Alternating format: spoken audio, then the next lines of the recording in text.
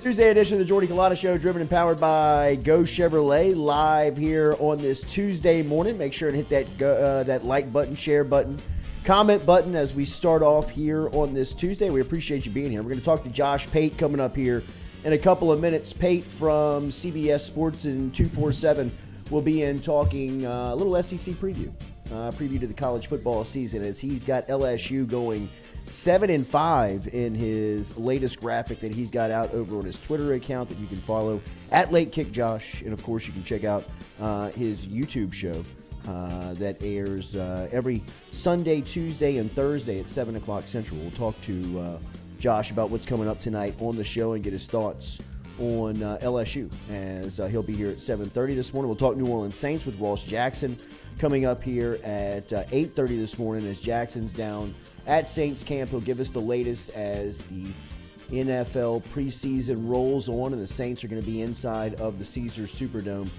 coming up on Friday night versus the Los Angeles Chargers. Looking forward to it. The Carpool Queen is going to be there, as we will be with our partners over at Caesars. Looking forward to it. I don't know how many people we see play.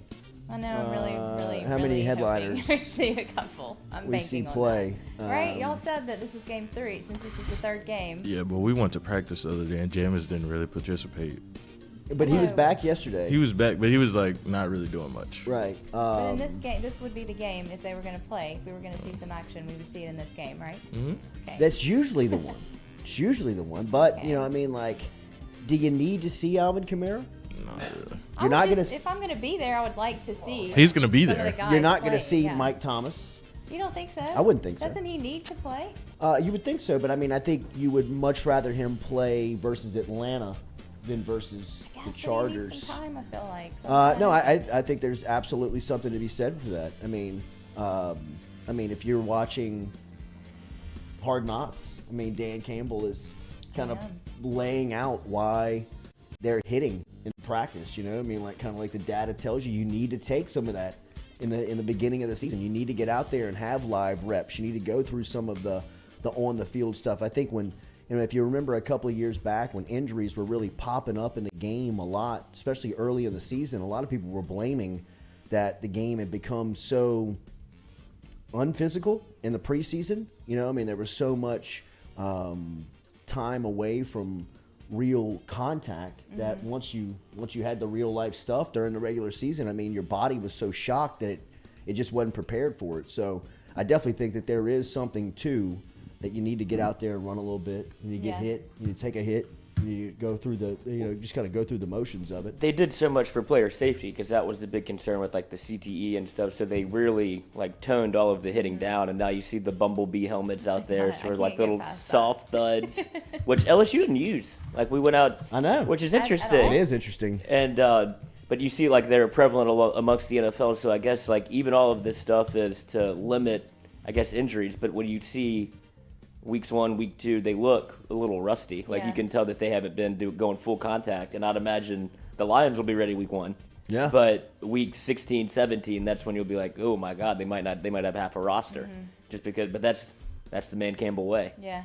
Well, and look, I think that's the difficulty now of navigating what is an extended NFL regular season, and even the college football season's gotten longer with the playoff. I mean, if you make the playoff, it adds another game for you. So, you know, I mean, I think that there's definitely a period that we're either coming out of or we're still in, of people trying to figure out how and what's the correct way to prepare a football team where you're trying to keep them healthy, but you have to get them ready for contact. And the Saints are in a situation where they've got a lot of veterans. They've got a lot of high-end players. They got a lot of high-priced players who, you know, kind of have been in and out of camp. I mean, you know, for as much as we are wanting and ready to see Tyrann Mathieu play, I don't think that they want to sacrifice him in a preseason rep or a preseason game to possibly lose him into the regular season. But how do you balance that with the veteran? I mean, even a guy like Mike Thomas or Cam Jordan or, you know, Marcus Lattimore or, you know, some of these guys that the Saints have. We mentioned Kamara. How do you handle Winston on Friday night after, you know, he's kind of been in and out of the lineup and in and out of practices here in preparation. So it's a very delicate balance, I'd imagine, and sometimes a very frustrating task for a coach to try and figure out how and what's the correct way to get them right. Because, I mean, it would be devastating to see Mike Thomas laying on the turf Friday night. God, yeah. And he's already got a hamstring. Yeah. So he'll be, I mean, obviously they're going to handle Michael Thomas with kid gloves because he hasn't played in 2 years, it feels like. So you won't see him, I wouldn't imagine. There's probably some speculation you might not see him week 1. Like, I don't know how serious the hamstring is, but the way that he's so injury prone, and they're weird injuries, but I know it's just a hamstring, but the way that he's been kind of brought along so slowly, I don't know. I mean, you got to think about the bigger picture, I'd imagine. Yeah. Well, and the timing of this for Thomas is what's really the worst part of it. I mean, when you think about a hamstring injury for any athlete, if it starts at the beginning of the year, right? Like, I mean, it starts, what are we, 3 weeks out from the regular season, 2 weeks out from the regular season? And Mike Thomas is dealing with a hamstring. I mean, a hamstring injury, the best way to recuperate a hamstring injury is to lay off of it. You know what I mean? Just to not put any pressure on it and not push it. Well, when did the injury happen? The hamstring? Sounded like it happened last week. Oh, so, yeah. I don't know. So, I'm just hoping to see a couple of guys out there, a couple of plays, just a little tease. No, I'd love to see. Look, man, I'd love to see Olave. I'd love to see scored his first touchdown. Some of these new players. I mean, obviously Adebo, who's been a real storyline in camp. Houston. I'm sorry, not Houston. Out of Houston, their draft pick last season. I'm like, what kind of the linebacker? Peyton Turner. Peyton Turner out of Houston, who I know has kind of been banged up. So I mean, like they're in a weird situation where you still have to evaluate, you still got to make the cuts, and you still got to get to the 53. But for the most part, a lot of these guys have, really kind of secured their spot. One guy that I want to talk to Ross Jackson about today is Kirk Merritt, the former Destrehan standout who, is a really high-level athlete. I mean, he's played running back, he's played wide receiver, he's played specialist, he played kickoff return. He had the big kickoff return against Green Bay last week, big one down the sideline. He showed off his speed. I wonder what that does for a guy like Traquan Smith, where you've got somebody like Merritt that, is versatile. I read yesterday, or I was listening to Ross yesterday, and said that Merritt was like taking reps at running back. He's new this year? Yeah. Yeah, I was wondering who that was. He's in New Orleans. He's I know who he is, but I'm saying, like, whenever we got out there, I thought it was Montgomery. Remember they had and he wore like 88. Yeah. Well, they had a running back because he's a running back. Yeah, he was out there receiver. wearing like 85 at running back. I was like, who is that? Where did he come from? He went to Destrehan, went to Oregon. Well, he went to Texas A&M out of high school, then Oregon. Then he transferred to East Mississippi. And then he went to Nichols. We talked about him. That's right. Yeah. Local kid. Okay. Long journey. Yeah, that is a long journey. But a lot like we were talking to Colby Richardson yesterday, New Orleans kid, give him a chance, give him an opportunity, makes the most of it. Next thing you know, he's bumping a couple of guys off the roster, and he makes the 53-man in New Orleans. So, I mean, there's some storylines down in New Orleans that we'll follow and we'll continue to talk about here. As we will talk to Ross Jackson, who, if you are not listening to the Locked On Saints podcast, man, it's great information. It's daily. Sometimes it's twice a day, especially right now for a lot of stuff that's happening during the preseason, whether it's scrimmages, cuts, preseason games. He has got up-to-the-minute, real live news breaking stuff with the Saints, whether it's new signings, cuts, additions, coaching, whatever it is. Ross Jackson's got it over at Locked On Saints podcast. We'll talk to him, one of our favorites, coming up here at 8:30 this morning. And then Josh Pate will be here in about 15 minutes, and we'll talk to him Blasphemer. about what's going on at LSU. That's what everybody's calling Pate because he's giving LSU 7-5. 7-5. He used to be a fan favorite. Now everybody's coming for his neck. Mad about that. That's right. Look at go undefeated. You other than that, win every game, national champs. Brad Kelly's first year. What more could you want? We're going to talk to Pate about yesterday. He put out his prediction on Twitter, and you can follow him at Late Kick Josh. Where he's got his SEC predictions for 2022, and he's got Alabama and Georgia at the top of each side. He's got Alabama undefeated at 12-0, Georgia 11-1 on the east side. He's got LSU in fourth place in the SEC West at 7-5, behind Mississippi State at 8-4, Arkansas at 9-3, Texas A&M at 9-3. And as we said, Alabama at he's got going undefeated. With LSU at 7-5, he's got Auburn at 7-5, and then he's got Ole Miss at 6-6. I mean, somebody's got to lose all these games. Coming up the rear. Oh, On the east side, he's got Georgia 11-1. What's that? Josh Pate playing with her heart. Yeah. he is. He really is. Mississippi State playing 9-3, at, Ole Miss Josh? 6-6. It's like, oh, who were you interviewing again? Mm-hmm. He's got Georgia at he's got Georgia 11-1 on the Sit east down. side. Tennessee 9-3, Kentucky 9-3. He's got Florida and South Carolina at 7-5, and then Missouri and Vanderbilt at the bottom of the SEC West. So one of our favorites. We'll talk to late kick Josh Pate, coming up here in a couple of minutes on the Jordy Culotta show. Remember about our friends over at S&L Pest Services for pest control. They are family owned and operated, husband and wife. This is Lisa and Sheldon Blanchard. Turn it off. He has to get up and leave. Jesus. He can't- Mr. Courtney, go to the principal's office. That's amazing. He's like me in class. He has to just run out. They got many years of experience in residential, commercial, and industrial pest control. They were over here last week, over the Good last God, couple they've of been weeks. over here for the past Yeah, 5 weeks. they zapped it, Freaking man. Fleas. Video We're call flea- does work, flea people. free now. We're flea free. They took care, Lloyd's on a video call.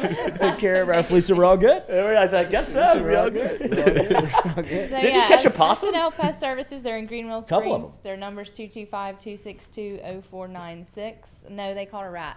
Rats. Just That's rats. right. That's right. So no more fleas for us. Giant They were really rats. quick. They were very dedicated and got the job done. Nutra And now they're gonna rats. have our they're gonna do our monthly pest control. So no more bugs in here, everybody. Don't be scared. How did he put like traps below the house? I don't know. For the man. rats. Okay. You can They were downstairs or upstairs? They were underneath the house. Okay, that's good. That's fine. They were Little coming family and down going, there. I Yeah. think. Yeah. Move on, Lloyd. Little Ratatouille. family. Little powwow in Yeah. there. Little family under there. Had some fleas coming up through our tub drain. I love that tub. I can't wait to take a bath in there now. Yeah. No Drop a bath shot. bomb in I'm there. gonna go get in there right after the show.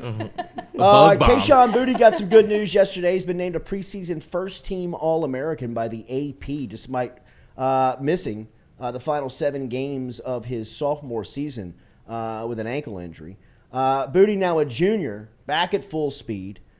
6 games last year. He had just under 40 grabs, over 500 yards, 9 touchdowns. He caught at least 1 touchdown pass in LSU's first 5 games last year, including 3 against UCLA in the opener. As we've said a couple of times in going out there to practice, one thing that jumps off is number 7. He looks as if he is back to 100%. I know that we've talked about this a lot during the offseason, kind of where his health was. Then it kind of looked like he turned the corner during the camp period where LSU was hosting youth and high school and prospect camps on campus during the month of June. He was bouncing around out there. And then at the Manning Passing Academy over in July in Thibodaux, he looked himself in just, kind of going through the motions of football activities in shorts and a T-shirt. The way that he was moving and kind of gliding out there very much resembled a healthy Kayshon.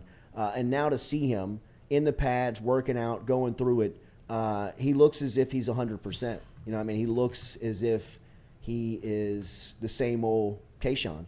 And if that is the case, then he is a first-team All-American. And he is a game breaker. And he is going to open up the field for so many other weapons that LSU has. A guy like Malik Neighbors, who we've talked about a ton, and Brody and I talk about him a lot because he seems to be the guy that, when you go out there and you just watch him practice, he really jumps off. He really kind of pops when you just go watch him get off the line of scrimmage. He's got really good burst and good footwork off the line. Then he comes out of his break. He really reminds me from a route running standpoint of Josh Reed because of how open he is when he catches the ball. You're going to have to single him up, or at least going into the season, you're going to have to single him up, because if you're going to roll your coverage or give any support and help to anyone, right, it's going to be to Kayshon. You're going to play him over the top, or at least try to double him up in some capacity to try to keep the ball out of his hand. Well, if you do that, then you're taking your what? 3rd, 2nd, 4th best cover guy, and you're putting him one-on-one with Malik Neighbors, ain't no chance. Don't have a shot. He's way too good of a route runner. He is as sure-handed of a pass catcher as LSU has on the roster. And then after he makes the catch is really when that's when it gets fun. You know, I mean, he's got opportunities to break it wide open. A lot like Kayshon resembles, the ability that Kayshon has to make a guy miss, and then, he's out into the open and it's over. So with Kayshon being at full speed, I think it'll open up passing lanes and opportunities for a guy like Neighbors, even Jack Besh, who now seems to kind of be back in the fold and back working. I know that he's still not a full go, but it feels like he's very much skewing and trending towards, being back out there full time. And once you get a full look at those wide receivers, fully healthy and all of the options that they really have, I mean, I know a lot, and the majority of them are still not unproven, but there's still game left to be played to prove whether or not. I mean, like you've heard Brian Kelly, talk about a guy like Brian Thomas, right? Like when Kelly was talking about Thomas last week, and I thought this was, a great example of Kelly's communication tactics and just how advanced he is in that part of coaching, and really that part of, just interacting, was when he said publicly to, Brian Thomas that he's not a freshman anymore. Like you're here. You're a sophomore. You need to be making plays. You need to expect yourself to make plays. You need to think of yourself as a starter. Really pushing those guys both, obviously physically for what's going on the field, but mentally, challenging them and trying to get them better. And, even when they're scrolling through Twitter or they're flipping through Instagram, they'll see, in the Culotta Show feed that Brian Kelly's calling out Brian Thomas. And he knows that Brian Thomas is going to see that, just like he knew Jeray Jenkins was going to see the message that he sent him a day later. All of those messages to the wide receivers, like, hey, fellas, everyone knows the accolades and the reputation that the group has. Be better. Be better than people anticipate. Keep pushing yourself. Jeray Jenkins, be a playmaker. You are be a every down playmaker. Think of that. Bring that every single day. That type of stuff is what I look at in Kelly's approach and being here now leading LSU. That's, to me, some of the little different things that you can see now under his, the big things are glaring, right? Full access to practice. He's very transparent in what he does. He's not he's not insecure about anything that he's coaching or what's going on in the field. He'll let you see it. He'll let you ask you, he'll let you ask him about it. He'll talk about it. But some of the little things, like the communicating with his team and through individuals and with individuals through the media. I've only seen one coach ever do that here. And that was 20 years ago when Saban would do that. And I didn't realize he did it until I read his book. And I didn't realize that he really looked at press opportunities to address his team, because he knows that all of those guys are going to go back and read what people are saying about him. And, Kelly has that similar approach where, he's very blatant about it. Like, is Jeray Jenkins going to see this? Jeray Jenkins is probably going to see this, right? No, he's going to see this. I need him to be a leader.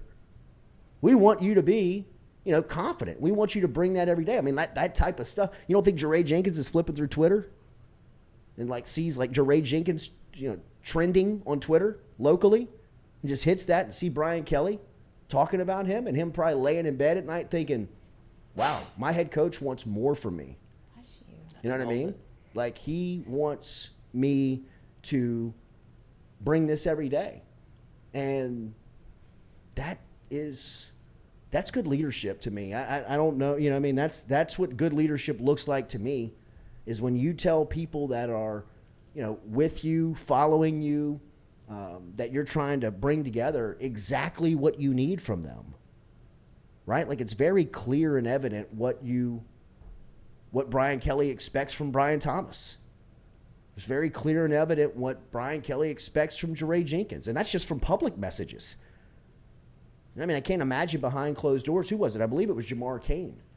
who he asked, what's it like recruiting alongside Brian Kelly? And he said, the best thing about it is he's so clear in what he wants. Like, you leave without any question of, what did he say? Like, what's he talking about? I'm confused on where we start. Like, it's very clear and evident, like, what he wants, how to get there, and now go work. And that approach with his players, I think, is gonna, it's gonna liberate them. It's gonna open them up. It'll make you, make you come to work with a good personality, with a good, with just good vibes. Is there a scrimmage today? I think it's Saturday. I think the last one's Saturday. I don't Today? know. Practice today? Are Been we a allowed little- back, or are we still banned? We're still banned. I mean, I Been a got little out that on the one little practice taste, schedule. and then That was banned. it. You saw that ass. I really they got wanted you to out. go back. I saw all that ass. That's what got us banned. You Your TikTok. Mario. didn't Yeah. see enough. Mario You got didn't us see enough banned. ass. Should have went by the old lineman, D lineman. Yeah, I didn't see That's enough. where the ass is at. I didn't see enough for sure. We were only there for like 30 minutes. Could have had 2 hours of Saturday, ass. you could have saw some ass. It Yeah. was as hot as it could have been. Then it rained as hard as it could rain. It was the full Baton Rouge experience. They played through it too. Like, coach didn't want to call that thing until they absolutely had to. It was dump Lightning. trucking, and then Pate's they're got to do a like, phone call. let's run it through. But Walker Howard got a couple snaps at the end of the game. You can tell that he's a 5-star. Like, projecting into the future, you want to protect Walker Howard at all costs. That's your nut if you're Brian Kelly. That's the guy that you can see. What LSU's always on, like a 3-year kind of championship projection window.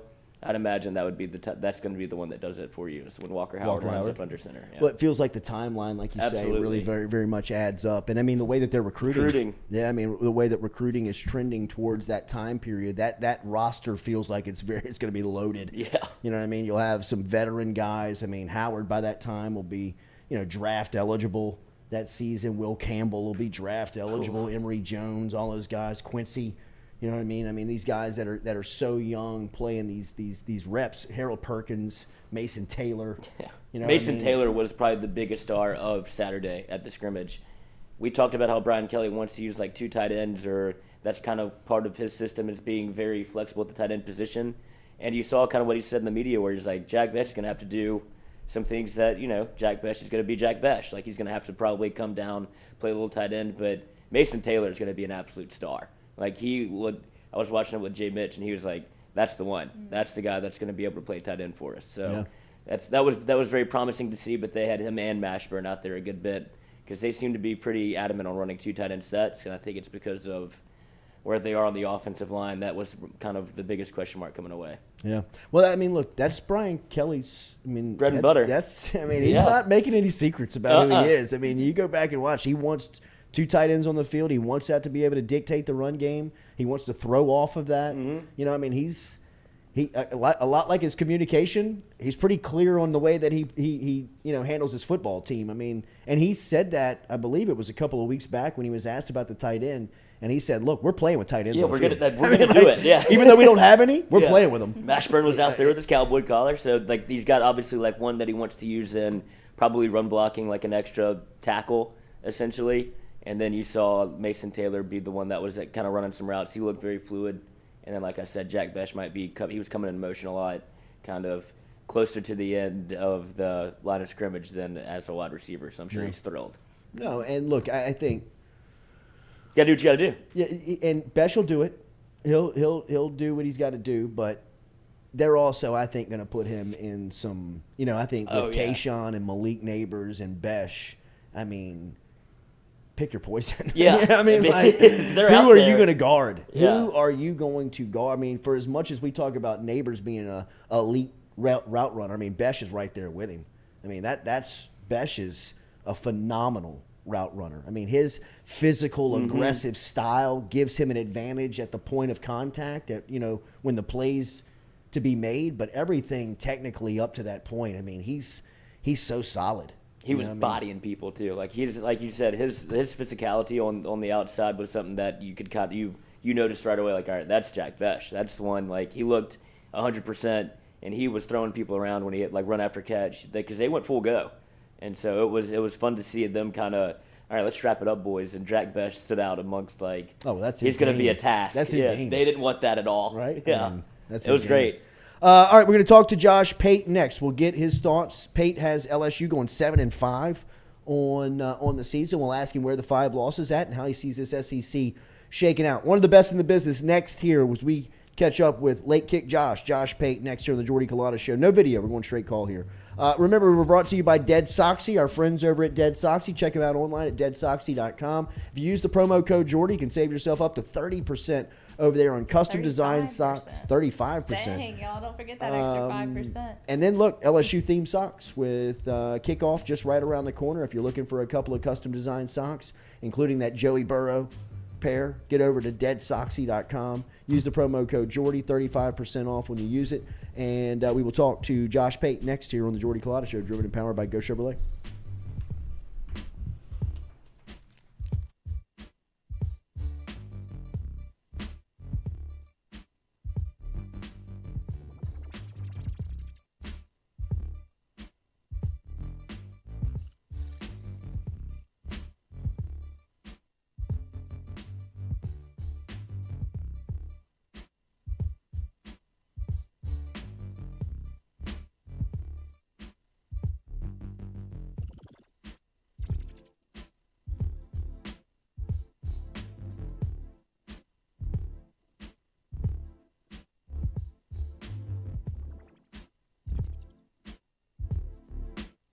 Red Stick Sports, a local staple in Baton Rouge to all sports fans, was founded back in 1981 and has remained a family business for over 40 years. Today, they still have the great selection on the floor, but they're also a leader in custom apparel for businesses, sports teams, and other groups. Take it from us, everybody over here at FM Digital Media. They help us out with all of our apparel. Let them help you out today. Go ask for Cody over at Red Stick Sports. Check him out online at redsticksports.biz.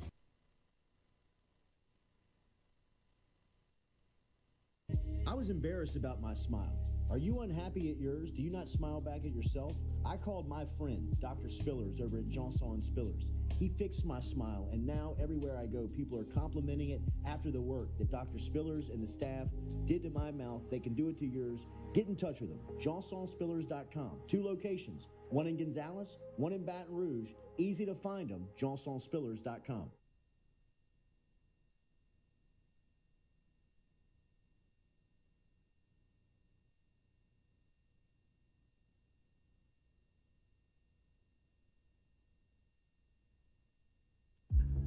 We love the crew over at Fresh Chef Kitchen. Chef Shane and his crew dropping off the meals every Monday here to FM Digital Media, whether it's breakfast, lunch, dinner. Me or the crew's going through our meals over at Fresh Chef Kitchen. Their weekly pre-order, freshly made meals, or you can walk into the cooler over there on Airline Highway. They have that fresh, same service over there at Fresh Chef Eats. FreshChefEats.com is where you can find them online. Fresh Chef Kitchen. Tell them you heard it right here on the Jordy Culotta Show.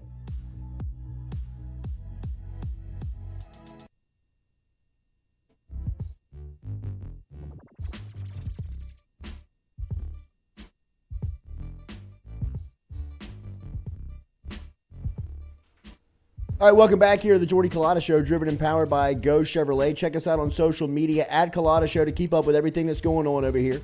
And as always, you see up there in the top right of the screen the QR code for your chance to play with our friends over at Caesars Sportsbook. Still an opportunity for 4 tickets to give away to LSU Florida State if you use the promo code JCLSU15, JCLSU15. 4 tickets, LSU, Florida State, compliments of our friend over at Caesars Sportsbook. You got to make a deposit. You got to make a play over at Caesars Sportsbook. Sign up today. QR code, top right of the screen. Josh Pate, one of the best in the business. You can follow him on Twitter at LateKickJosh. You can also catch him on YouTube every Sunday, Tuesday, and Thursday night at 7 o'clock Central on YouTube. Check it out, man. It is excellent college football discussion. The locals are not happy with Joshua right now as he put out his SEC predictions and had LSU tabbed at 7-5. A hero here just 24 hours ago. Now the locals have swung on you, Josh. They're now making fun of your biceps. They're making fun of your shirts, your workout regimen, all of it, buddy. It's good to talk to you this morning. How are you? Good morning. Joshua? Joshua.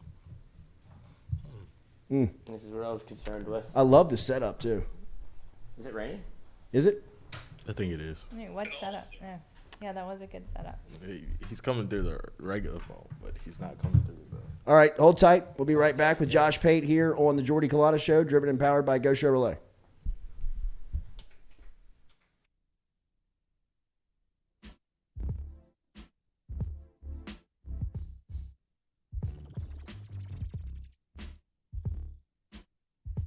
In a wreck, Gordon McKernan Injury Attorneys is ready to go to work for you. Come meet your team. I'm your intake specialist. I coordinate your case and connect you with your attorney and paralegal. That's us, your legal team. Thanks. And we'll fight to get you every dollar you deserve. I'm your settlements and disbursement manager, and I'm here to get you paid on time. I'm attorney Gordon McKernan. Put our team to work today. Just call us. Get it done. Sports with it. It's just like anything else. I mean, I don't want to get into hyperbole, but it's, everything is. I mean, frankly, I'm still worried more about concussions. We don't talk about it much anymore, but, we've kind of helped solve it in a lot of ways and make the game a lot safer. So anytime we have existential threats, which this one could or could not be, we just deal with it, and we will deal with it. It's just part of the game. And, I don't mind a lot of what's come out of this movement of doing more for the student athletes, but like anything else, it boomerangs a little too.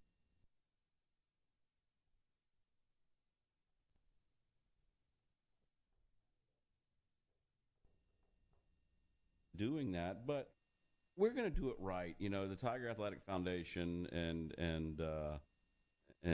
in partnership, obviously, hand in hand with what we do, funded a master plan study because I wanted to see, hey, what we needed, and I just didn't want my opinion. I've been a few places, and I have a good one, I think, but you just want to see how and what our needs are, and so we're in that process of looking at it, and obviously the PMAC is 50 years old this year, and probably needs some updating. It's got good bones, and maybe we can see what we can do with that. Same thing with all that, property that we have both down Nicholson and where we are currently on Nicholson and North Stadium. Is that, hey, is this the proper use and best use for that? And hand in hand with the university and what we do with TAF, we'll make those decisions, and we'll be prudent and thinking about what and how we do. Yeah, it's kind of weird in a perverse way, Jordy. You know me well, is that I kind of relish it. I do like it. I'm one of the few people that embraces it, and we're very lucky at LSU to have it, to be where we are and to be able to do that. I mean, I can't say that for everyone in the business because it is unsettling in a lot of ways, but for us, change is a good thing, and I think we're going to be the beneficiary of it, and it's not gonna stop. It's just going to keep on going. Yeah. And I'd be lying to you if I told you I had a crystal ball and could tell you what was going on, what's going to happen. But it's we're going to be here, and we're going to embrace it, and we're going to take advantage of it the best we can.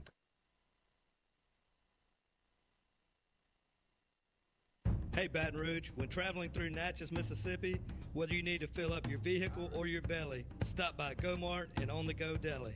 GoMart has clean restrooms, community coffee, an awesome beer cave, and a great selection of anything you might need on your trip. So stop by GoMart at 4 Sergeant Prentice Drive as you're entering Natchez on the left, and visit Tom and Wright Granning and their awesome team at GoMart. We've seen the BK takeover stuff from LSU and social media, and really in his short time in Baton Rouge, there's been a lot of people embracing his approach to building this roster. What's it like to recruit alongside him? Oh, it's been great. Coach has been awesome to me because he lets me be myself when it comes to recruiting and when it comes to coaching. He lets his coaches coach. He lets his coaches recruit. So I have no complaints on that end. And when I need him to get in touch with a kid, he's there for me. The communication line has been great. He's just been nothing but supportive.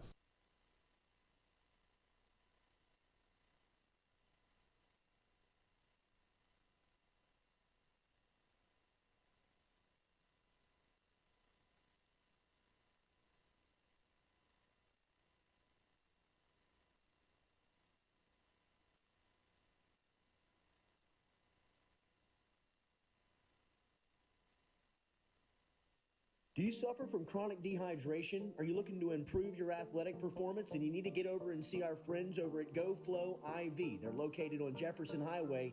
Easy to find them online at GEAUXFlowIV.com. Make sure and use the promo code Jordy Culotta Show. If you do, they'll take 15% off of your initial visit. Check them out online, GEAUXFlowIV.com. I was excited to come to a top level program. I've been at a lot of great places, been very fortunate in my career, but to really say that you have an opportunity every year, once we get it rolling, to win a national championship. There's not very many places that you could say that. So for him to offer me the opportunity to come with him to LSU was nothing but humility and gratitude. Some Sunday players in that room. But again, it's got to be the total package, the total process of buy-in, of understanding what we're trying to get done, of figuring out how we want it to get done, but also allowing those guys to be able to play with instincts. For example, I think Jay Ward is long and athletic. He's very versatile. He's played corner, played nickel, played safety. Very excited about Joe Fouche, one of the transfer guys that we came in because he has a dimension of physicality. Major Burns. Fortunate enough that he was able to come back home. Again, he's long, he's athletic, so he gives you flexibility between both field and boundary safeties. And then you've got some guys that you can throw in like Brooks, Sage, Derek Davis, Todd Harris is a guy that's been around for a while. So I think that we have enough in that room to be successful. But again, you still want to continue to grow and be able to push each point. Well, I think it starts here, and we have a good bit of people on this particular staff who are from Louisiana, who know and believe in our hearts that this place produces the best football players in the country, and I think the numbers speak for themselves per capita, with the most NFL players, you know what I mean? So even from an analytical standpoint, it makes sense to take the kids from here because the chances of them playing in the league are higher than if they come from anywhere else. Yeah. I think our brand is super powerful, so we will have to recruit at a national level, or there's really no reason that we shouldn't, you know what I mean? Because if we can get a top player from another state who can help us win a championship, then of course, right? But I think it starts right here in Louisiana and then right here in Baton Rouge. There's some really good players who are still available that are right here in Baton.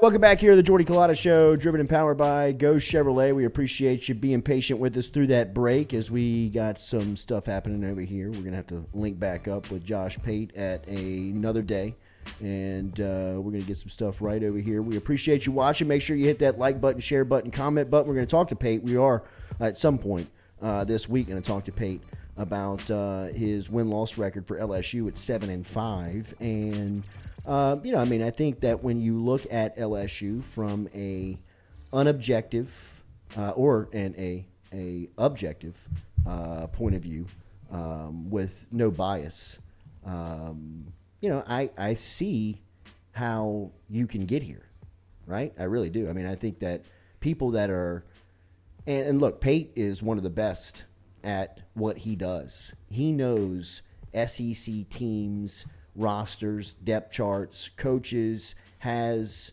insight as good as anybody that is connected to this league. The best in the business, in my opinion, is Cole Kublik. Right there with him is Josh Pate. I think as far as like the relationships go, being able to get information, being able to tap in kind of town to town and, find out really what's going on. And I, from just in the business standpoint, really respect what he does. Now, LSU's over and under this year in Vegas is 7 games. We've told you. Caesar Sportsbook has LSU tabbed as a 7-game winner right now in Vegas. So from what Pate is saying, he's really, just kind of playing the odds here. He's kind of looking mad at him, at what Vegas, they got mad at us for shaking Billy Napier's hand. I know. You know what I mean? I know. For God's sakes. You know what I mean? The insecurity on this thing runs really deep. Got mad at us for doing Jordan Matthews' commitment. Yeah, right. With the Jordan Matthews commitment. You know what I mean? We are very sensitive. Why isn't LSU in there? Jordy works for LSU. That should be the show that we do. We should just be like, I could see a world where LSU goes to the national championship. Like, what if you just pump Sunshine the entire time, and then when LSU goes 7-5, we're like, oh, I can't believe they did that. Well, then they get mad and Or say we we could lied just- and we didn't know what we were talking about. We could just say we It's a told no them so. win. Wait, what? We could just say we told him so. Yeah. So if that's what they want, we can do that. I'll be that guy. I'll be the eternal optimist That we're for gonna win the LSU Natty. football. Yeah, I'll go back to when I was like 15 years old. Every year LSU is going to win a national championship. Can't believe they're losing. Want to fight everybody who talks about them? Absolutely. Les Miles is a bad coach. I'll fight you right now. Did he win 10 games a year? One of my buddies, I think we were like 22. Yeah, we were 22 because it was right after Malk. It was when Malk decided to go pro, and we were at a college house, and all of us were kind of sitting around talking on the back porch, kind of drinking and doing the thing. And Doing 22-year-olds do. right. Yeah. Just hanging, bro. Is that a possum? And just kind of give you like emotional fan story. You know what I mean? We were arguing whether Matt Malk was going to get drafted or not. Like that was the debate.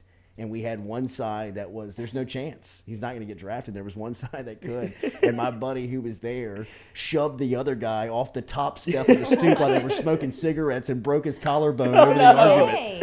Over that? Over the argument. Well, I mean, you're just on the top of steps. I don't think he meant to like break his Kill him. collarbone. Right. I mean, he just like shoved him. And when he did, he like flew off of the porch and like landed on the walk up to the porch and like landed on his collarbone. He broke his collarbone, but I mean, it was just like, maybe we shouldn't care this much about LSU football. You know what I mean? Oh, it's going to be a 7th-round pick. What are you talking about? Who really cares? Was he drafted? Yeah, he was 7th drafted round. in the 7th round. Denver Broncos, right? Yeah. I think he's still. I think he's still the team dentist. He is for the Denver Broncos. We talked to him back at the old place on Hester's show, and he would come. I mean, he's in great spirits. Oh, He's like, how I could you be, landed bro? the best job. Like all the the players are around. He's like, I don't ever really have to do anything, and I'm still Matt Mock. Like he has He's still well respected in the Broncos organization. He's a team dentist. That's so I didn't even know that they weird. had those. I didn't know that either. He Is might that be a one of thing? one.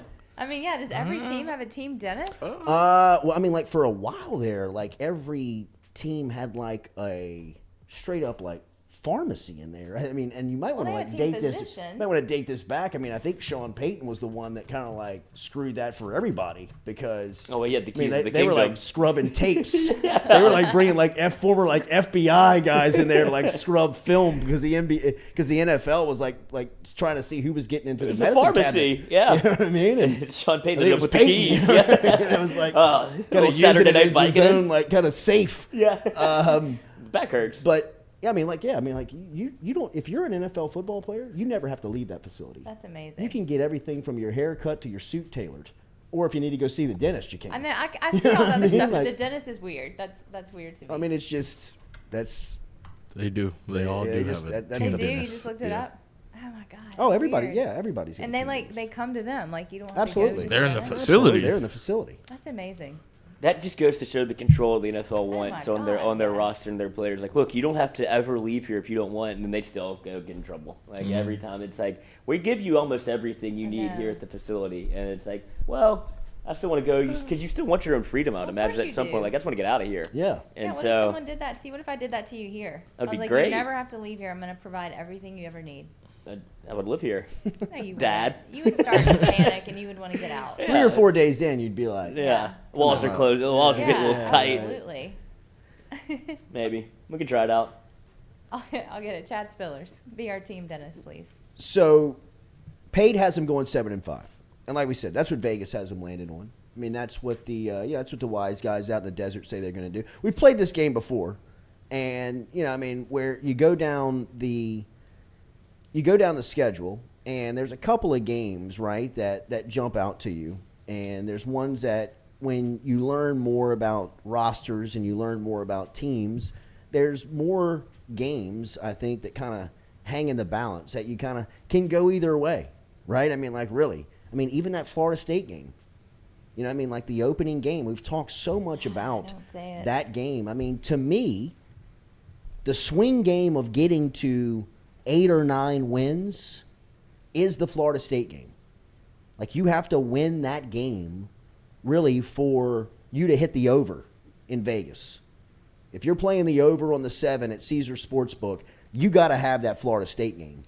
Because as you travel down the schedule, right? I mean, okay, let's play 2 games here.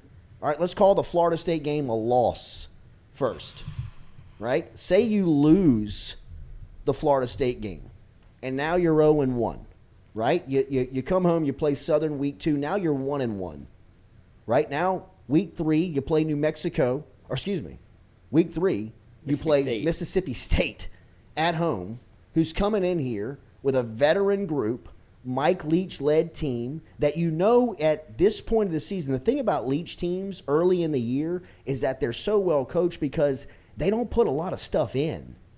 They don't have a lot of install. 4 plays, coach. I mean, they run 6 to 10 plays a game. He started to run the ball a little bit over there. I mean, he's this is the SEC. This is not the Pac-12, right? I mean, this isn't the Big 12. This isn't the Pac-12. You got to be able to run the football a little bit, which he has shown a small sign of commitment to. By no means is Mississippi State a run-dominated team, but Leach has gone a little bit outside of his comfort zone where he'll run it at you a little bit before he tries to pick you apart. But playing him early in the season, as LSU knows all too well just 2 years ago,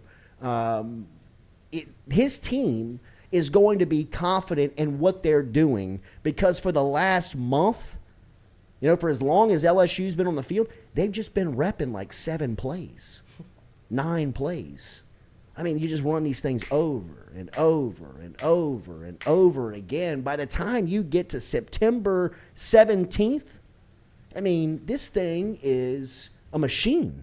But now, by the time he gets to the middle of the season, there's film out, there's people being able to adjust, and he's shown that, he hasn't had or has made the in-season adjustments to keep himself relevant kind of towards the end of this thing to make a run at it. But early on in the year, it's a scary scenario to face Leach just because his team, they're very confident. They're very confident in what they're doing. And this team in particular is an older team. They're mature.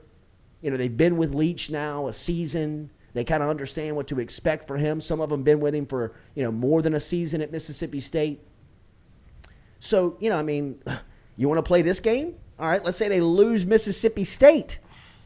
And now you're 1-2. Stewie's devastated. Going to New Mexico, or New Mexico coming in town. Now, all of this stuff is probable. I mean, not probable, but coin flips. It could happen. He's putting together the 2020 and the 2021 season together. Mm-hmm. Right? Start the season at UCLA, lose. Mm-hmm. So, I mean, this stuff's not out of the question. This stuff's not out of the question that you lose to Florida State, you lose to Mississippi State. So now you're 1-2 going into week 4.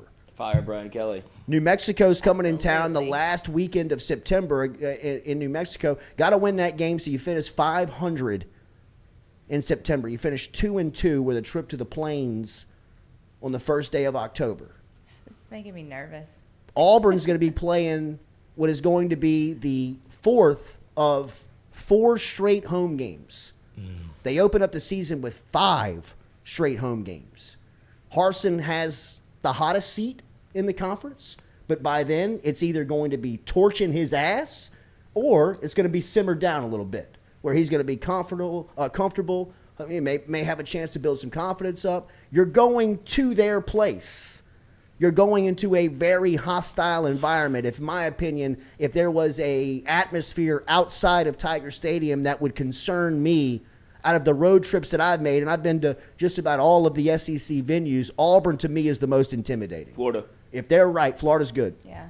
Florida's a good one. But Auburn, when they're right and they're good and they believe and they're in it and they're behind them, it's as intimidating and as much of a home field advantage as college football can offer, in my opinion, in my experience as being there. I've been there for some nail-biters and some really good games, and Auburn's crowd's been pretty impressive. So let's say they lose there. You believe in TJ Finley to beat LSU? I don't. I think that Calzada's going to be the guy. Calzada couldn't beat LSU either. No. Yeah, I don't see Auburn as a loss. I think the road game that LSU will have trouble with. You fast forward to the Florida game just because of the way that it always would it seems to be shock you close. if it happened? Auburn? Yes. Yes. It would shock you. Yeah, Really? I would be color me shocked. Just Okay. because of I what they're wouldn't be. doing at that program. They're on. It seems like they're going in two different ways. It's two ships passing in the night, with Auburn kind of being on the decline, it feels like, and LSU at least having some optimism going into the year, and they have a system in place by that time of the schedule. You'll probably start to see LSU be able to shake out a little bit, and Auburn might be kind of off the rails. Isn't Auburn supposed Maybe to so. be better this year? What Auburn is supposed to be is They can't get out their own way. bought in. Yeah. For the first time. I think, Yeah. Harsin was there last year. There was a lot of splintering happen between boosters, former coaches, players in the locker room, old players that recruited here, guys that came in with Harsin. They had guys that were kind of sitting on the fence like, hey, man, I just want to go to the league. Doesn't matter who's coaching me. I'm just trying to get there. Let's get this thing organized and get it moving. But now, since everything's shook out and, the boosters tried to run Harsin, some of the players have left. You've got this nucleus that's now there that's really kind of seemingly bought in, right? So if Harsin's going to win or lose, it's going to be with his group. Yeah. And so you're going to find out whether or not the guy can coach. I think, and LSU's in a weird predicament. I would want to play Auburn later in the season. I would want to play Mississippi State later in the season, but Auburn in particular because they don't have a lot of depth, right? There's not a lot of players, but they got, don't get me wrong. I mean, they got high-end players. They just don't have the depth that they've usually had. So, early in the year, maybe you can manage that, not being as deep. Week 6, 7, 8 into November is usually tough to navigate if you don't have real depth. And this has also been a series that's been dominated by the home team. Yeah. And I usually don't buy into historical stat references like that, but when you look at the stats, it's crazy. It is. It's wild how many times Auburn won for the first time since 1999 last year in Tiger Stadium, just to give you an idea of how crazy that stat is. And outside of Brandon LaFell and Jarrett Lee going over there in 2008, LSU has struggled mightily to win on the Plains. So I'm just saying, I think they're going to win. And this scenario in this game I'm playing right here, I don't see it. I've got LSU going. I could see them going 8-4, 9-3. They're winning the Natty. No, I don't think that they're there yet. Tigers all the way. I think they're better than 7-5. Yeah. I think they're better than 7-5 because I think that they can beat Florida State and Auburn. They can't split those games. I think the ceiling is 9 wins and the floor is 6. Yeah. That's where LSU's going to be, and that's not a terrible spot to be in your first year with all the turnover that LSU's had. Like I would love to hear other people around the SEC's perspective on what they think of LSU coming into town. Like somebody that covers Auburn, be like, well, we don't really know what to expect. We know, or at least have an idea because we cover it every day. Yeah. But so I would like to see I wonder what the national kind of scene of LSU is and what people's perspective on what LSU what their ceiling and floor is, just because I think we're so close to it that's where we've kind of settled on 9-3, or what would be 6-6, something like that. That would be tough, but I mean, there's a world where that happens. If you lose to Florida State, you lose to Auburn, you lose to Florida, lose to Alabama. There's 4, So I mean, you can find probably 2 more losses if you want to. Like if you want to go to Ole Miss and lose, and if you want to lose to A&M, that's within the realm of possibility. You lose to Ole Miss, that's Say that. But you don't know what they're going to look like. Ole Miss comes to Baton Rouge, though. Yeah, they're not. Okay, winning. great. Yeah, The Mississippi Yeah. schools. The Mississippi They're schools not. come to They're not Baton going to Rouge. win here. Oh, They're not gonna win Katie. here. But Mississippi you State's gonna talk beat y'all about this year. Mike Leach having a system. You could say the same thing for Lane Kiffin. Oh, Yeah. for sure. Where they have an offense that is going to put up 30 points, and if LSU's in a spot where they're not really cohesive offensively yet, you're still playing the 2 quarterback game, which I think they'll Coach, they'll by have October packages. 22nd, if you're not cohesive, you're not getting cohesive. That's what I'm saying. You Then know you're what I gonna- mean? Yeah, then you got Ole Miss is going to be able to at least have a plan when they come into the building and say, "This is our offense." You saw them going to Tennessee last year; they can play. Lane Kiffin's system always works, and so you could make that. I could find an L there too if you really wanted to. If you wanted to play devil's advocate the entire way down the schedule. No, you can. I mean, and it wouldn't be shocking. No, right? It's not appalling to think that this could be the Well, no. story. This could be how it kind of shakes out. I mean, and I think that, look, there's no points on the scorecard. I mean, there's no pictures on the scorecard on the scoreboard, right? But I mean, I think that there is going to be a kind of a see how they play absolutely type theory to it, almost of, this year one, what is the true expectation of the program? Yeah, you want them to win 9 games, right? You'd love to see them have really good success in year one under Kelly. But for the most part, I just want to see them playing sound disciplined, organized into the future, because with the way that they're recruiting and the way that the roster is stacked for future years, it leaves you with this feeling of, well, if they're not real good this year, they're going to be here in the next 2 or 3 years. Yeah, you know, I'm like you. I mean, I think 2 years from this one, 3 years from now, right? Like 3 years from where they are now, Walker Howard's, you know, red shirt sophomore season or wherever he is, 3rd year removed from his high school graduating class, draft eligible. To Shelton me, Sampson, Kai season, Breed. yeah, right, absolutely. Jalen Brown, Oof. 5-star. Shelton Sampson, a 5-star. You know, I mean, you've got Trey Holly and big boy over at Liberty, Jackson. Caleb Jackson, the running backs. I mean, you've got offensive linemen like Emory Jones and Will Campbell, and you even got the guy that's coming in. You know, the guys that are coming in this class. I mean, possibly Lance Hurd, Tyree Adams at St. Aug. I mean, that cat. Oh, his highlights from last Friday night, bro. He's huge. He is a road grader. I mean, he is an animal. So we're looking way into the future now. Well, We're no, just but not even I in this think, season but I think anymore. like No. I think you know, 2 years from now. But Joe Fouche just texted; he's on his way into the studio. But I think the bigger point is, like, I know people, you want to look at the result and say, okay, you base it off the numbers, right? But I think if you're an LSU fan, you base it off what it really and truly what it looks like. You want it to look completely different than it did last year or it did under Les Miles. Like, you want it to be able to, all right, we're in and out. Like, we were almost going back to 101 stuff. Like, we're organized, in and out of the huddle, and it's just not like play hard. Yeah, you want to see them compete for 4 quarters and not shoot themselves in the foot and do things where like, what's going on? Like, you want to see what you paid for, which is consistency and alignment. And I think that with solid coaching, really good preparation, that Brian Kelly's he's probably worth a win or two. Yeah, that's why I say Auburn's not a especially loss. from coming where they were, where, you know, the last 2 coaches, I mean, they've cost themselves games. Absolutely. Right from the sideline where they just got in the way. I mean, if they'd have just simply just shut up and moved to the back of the Take the headset off. Right, just go on and watch, they probably would have won. Ed, step back, Ed. But Step from back. Kelly's standpoint, that doesn't concern me. You know, like and even if he got into a situation or a predicament like that, he would be the most embarrassed and the most pissed in the whole stadium. You know, I mean, if we've seen some of the things that we've, you know, seen over the last decade, it would shock me if we saw that stuff under Kelly. Now, it's a football sideline, and you got a lot of people communicating. You got people with headsets on, and people are talking over one another. So maybe, you know, they got a couple of scenarios where it looks like a fire drill down there. But I just don't anticipate seeing anything like we've seen over the last decade where you just sit up in the stands or sitting in your living room wondering, what the hell's going on? Like, what have they even been doing all week? You know, I mean, it's maddening to see how unorganized they are, but that stuff alone for LSU, to me, with the type of players that they have, is worth a win or two. You know, I mean, like, if they're just prepared and organized and know where they're supposed to be and what they're supposed to be doing, you know, you're not going to be able to guard elite neighbors.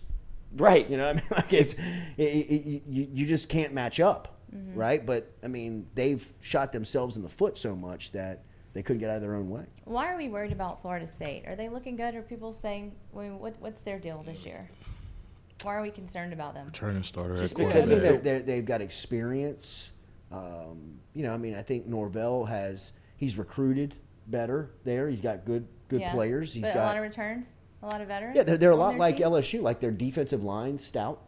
You know, like, they bring back a really experienced defensive line. What about their quarterback? He's a returning starter. Okay. Yeah. I don't know how good he is. Right. I mean, I don't know Florida State inside out, but I know that they've recruited at a high level. I know that this is kind of a make or break year for Mike Norvell. So I mean, he's coaching, you know, with his back kind of, you know, quasi up against the wall. Yeah. You know what I mean? So I mean, they're gonna be motivated. I mean, you got some New Orleans guys, you got some Louisiana guys on that staff, like David Johnson, who, you know, was the former head coach at St. Aug. He was Tyrann Matthews' high school head coach. Gabe Fertitta is down there. He was Shelton Sampson's first high school coach, former Catholic High head coach, originally from the city of New Orleans. So, I mean, there's going to be a lot of guys and a lot of interest and a lot of I don't know that much about Florida State other than they're on a similar path that LSU's been on, you know, where people are ready for them to be back. Yeah. They're tired of watching Florida State struggle. They've recruited at a higher level where they've got some players, and they need to see big wins. And a lot like where Chip Kelly was sitting last season when we were talking about LSU and UCLA, Mike Norvell could use LSU as a poster, as a mile-marking type win of kind of when the program started to maybe turn. Yeah. You know, So I mean, this is Chip big Kelly for them. saved his job with that LSU win. You know, ultimately. And then lost Right. to Fresno State the next week. Right, but when it all shook out at the end of the year. Oh, yeah. You know, yeah. like This he is bigger had, for them. but Timeout. for LSU, TV timeout. it's it's an opportunity to come out and reestablish yourself. Yeah.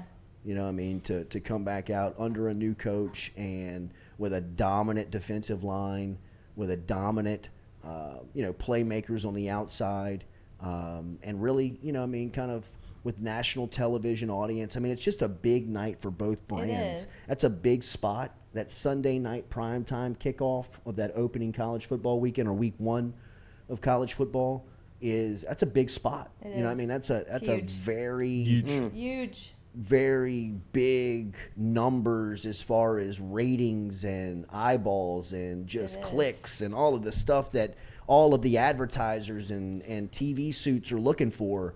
That's the game. That's the marquee game. I mean, it's sitting on cable television at 7 o'clock on a Sunday night. With Yeah. the, I mean, we it's have just Monday off. LSU brand, Florida State brand. I Yeah. mean, there's nobody that's not going to set appointment television watching to that. And if you're not and you're surfing and you see LSU's helmet playing against Florida State, you're stopping. Right. You know, I mean, it's Right. just, Man, look at this. it's just, it's going to be, Teal season. it's going to be gripping, man. Do you think LSU is just trying to play it more low key because they were so overly confident going into UCLA last year, and that was such a No, I think that you're looking at two totally different styles. yeah. You know, I mean, Ogeron was a beat my chest, look at me. We got a damn good football Sissy team. blue shirt. Sissy blue shirt. Yeah. You know, threatening to fight. I'll on beat the your way in, ass. I remember. Where Brian Off the Kelly gates. is just, Remember. he's a CEO. Yeah. You know what I mean? That guy is, he's business. Yeah. He's buttoned up. He's not getting into the emotional part of the game. He's Right. He's not just going to the Cat's Meow on Saturday. I know. Right. And he'll be in his hotel room, you would hope. He's not walking around on Sunday before the You game on the scooter. Like, he's going there to win. Players won't But be it's on a different scooters. vibe. I feel like everyone knew LSU was going to beat UCLA going into that game, and Well, they were letdown better. after that. Yeah. I mean, you know, Katie, I mean, you run out there with Kayshon and I know that. Stingley. I- You're the Eli better like team. I Ricks said, and everyone Damone was Clark. confident, but then look what happened. And then the letdown yeah, but I was mean, incredible. they're not, LSU's not going to be riding scooters around New Orleans on Sunday morning. Yeah. No, they're not. You know what I mean? What The head hell? coach is not going to be out in public on Saturday with, his eye obviously not on the ball. You know what I mean? Like, I mean, just It was not on something. It's not on two focused on what's going on. I mean, the type of stuff that's plagued LSU is just, it was so Mickey Mouse. I know. You know what I mean? It was I such remember. minor league stuff. Yeah. You know, I mean, Can't it get just- plays in. Yeah, it just, and I'm not even banging on. I'm going back to Miles Right, too. I mean, like the yeah. last decade plus of LSU football has been, at real times like painful. Right, except for 2019. Sure, right. Which now Beautiful look year. at what Joe Burrow's done to the Bengals. Right. Look at what he did at Athens High School. Yeah. Look at what he's done everywhere he's been. What's the common denominator? You know what I mean? It ain't Derek Panamsky. Right. You know, right? You know what I mean? Like I mean, obviously Burrow went up in there and just hovered over a it. culture and Yeah. hid everything. Yeah. Right? Like, I'm the culture. yeah, absolutely. Like I'm not letting anybody see that stuff. Yeah. Right? But we're gonna win. Yeah. So Miss you, Joseph. oh. You look beautiful on the cover of SI. He's gonna Yeah. look beautiful on the cover of the NCAA game too.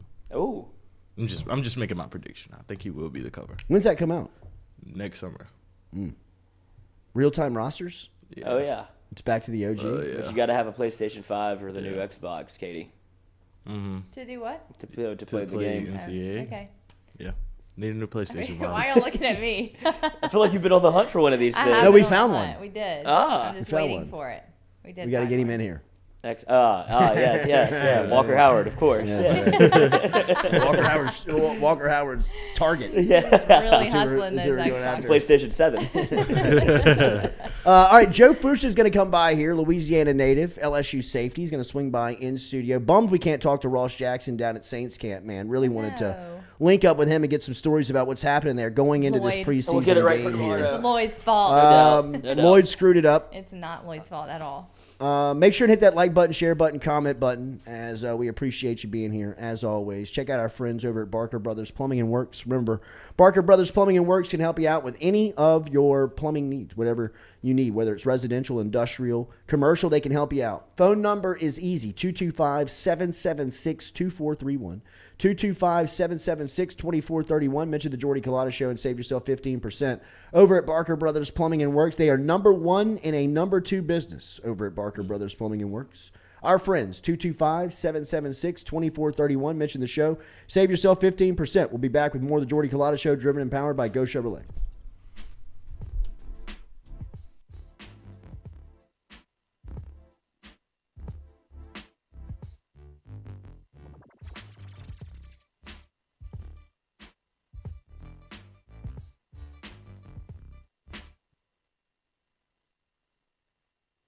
We're all from different places and backgrounds. We've each experienced our own versions of life, but in the end, we're all on the same team.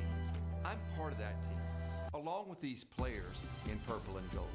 Kayshon Boutte, Malik Neighbors, Miles Frazier, Kyron Lacey, Greg Brooks. Whether on the field or in the courtroom, your team matters. So join our team. Make a difference. Bet. Let's get it done. Best athlete to come out of New Iberia, Mark Roman? Kayshon Boutte. Kayshon? Wow. Right now, Kayshon, and Mark was a little bit before me. I was a ball boy. When Mark was playing at New Iberia Senior High School, I played like right after Mark. But has done some things, and just the things that you guys are seeing Kayshon do, that he's not even scratching the surface of what we saw on a day-to-day basis at practice. He's unreal. He's unreal. He's so natural. It's so so easy. It looks so easy to him. Yes, it's so easy, and there's never been another a competitor I've ever seen like Kayshon. Kayshon would not lose going to eat pregame meal. He has to be the first. He's the ultimate competitor.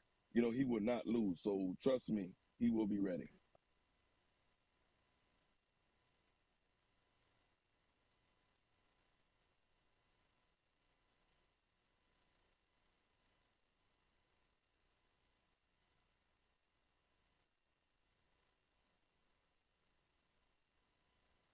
Man, so kind of when I entered the transfer portal, I knew, what type of facility, what type of, program I wanted to go to.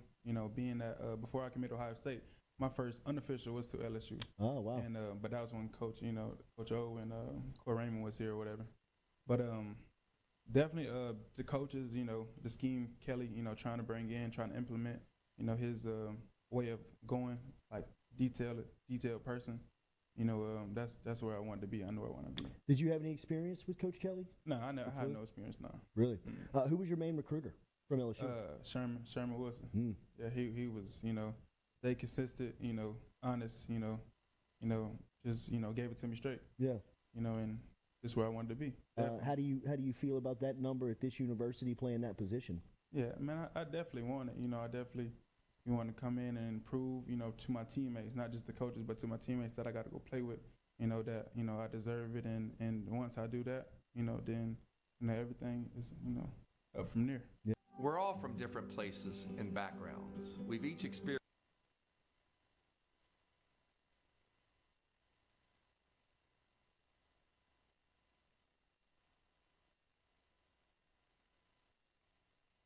And the nucleus of LSU's team has to be from Louisiana. You can look up every championship run, and the nucleus of all of those squads have been from the state. You've always had outside influences, whether it's been Brandon LaFell or Joe Burrow. You know what I mean? Like, pick the one that you wanna bring in. But there's always been that one big time player. I think that the weekend that LSU had this past weekend, where They brought in like Ashton Stamps from Rummel, who's a DB from New Orleans, 3-star guy, but you've seen his recruitment really start to pick up. But then when you look at what they did outside of the area, and look, I'm big on guarding the state. Get Louisiana first, and then build your class outside of that. But if you can go into other states and you can take, states' best players, like LSU did over the weekend. Jackson Howard's the #1 player in Minnesota. Minnesota doesn't have any football. I get it. I get it that they don't have the traditional football, players, high school programs that Louisiana, Texas, Alabama, Mississippi, Georgia do. But if you can go in and take somebody's #1 player, who was it? Tayshawn Bowers a few years ago, the big stand-up defensive end who was out of New Jersey. Mm-hmm. He was the #1 player out of New Jersey. That recruiting cycle came down here. Took him a while. Mm-hmm. You know what I mean? To catch on, but by his senior season, he was a problem coming off the edge. I mean, you look at this guy, Jackson Howard from Minnesota, right? Like, I mean, he looks like an SEC football player. His physique, his style, the way he plays. You look at a guy like Joshua Mickens. Mickens is the #1 player in the state of Indiana. All right, like Indiana football. You don't think of football when you think Indiana. You think basketball, right? But, I mean, you go in there and you take the top player who's a rush defensive end. When you watch the film, man, that guy looks like a SEC caliber type recruit, prospect. And LSU's able to get #1 player in Minnesota, #1 player in Indiana. Deshaun Womack, who we spoke to yesterday, a highly rated player in the state of Maryland. Deron Reed, who's a top flight player in the state of Georgia. I get going out and getting these elite players from around the country, and I think LSU has the brand to shop it nationally. But, yes, I do believe that your core has to be from Louisiana. I mean, I think Dante Moore is the guy that they are waiting to find out what happens next. You're on camera, Lloyd. Well, I'm just saying, I don't think he's coming. I really think that Ricky Collins is going to be the quarterback that LSU is going after. I really do. We had Denbrock through here. We had Joe Sloan through here. We've talked to Marcus Randall. We've talked to Rohan Davey. We've talked to people around Collins, and I think LSU feels that he's the one that they want, and he's the one that they can get at this point. What did Marcus say? That LSU needs to pick it up. I think that. Oh, they're making up ground, I'm sure. But look, Joe Sloan's done great with the quarterbacks. He really has. I think that Sloan is he is a relationship builder. He is a guy that understands and really embraces recruiting, and he knows that they need to sign a quarterback in this class, and Ricky Collins is an SEC caliber quarterback that LSU just they didn't have the relationship. The program didn't have the relationship built like it needed to be once Kelly and them took the job over. So they had to make up some ground. But I do believe that when it's all said and done, when it all shakes out, I think LSU is going to get a quarterback, and I think that it's going to be Ricky Collins.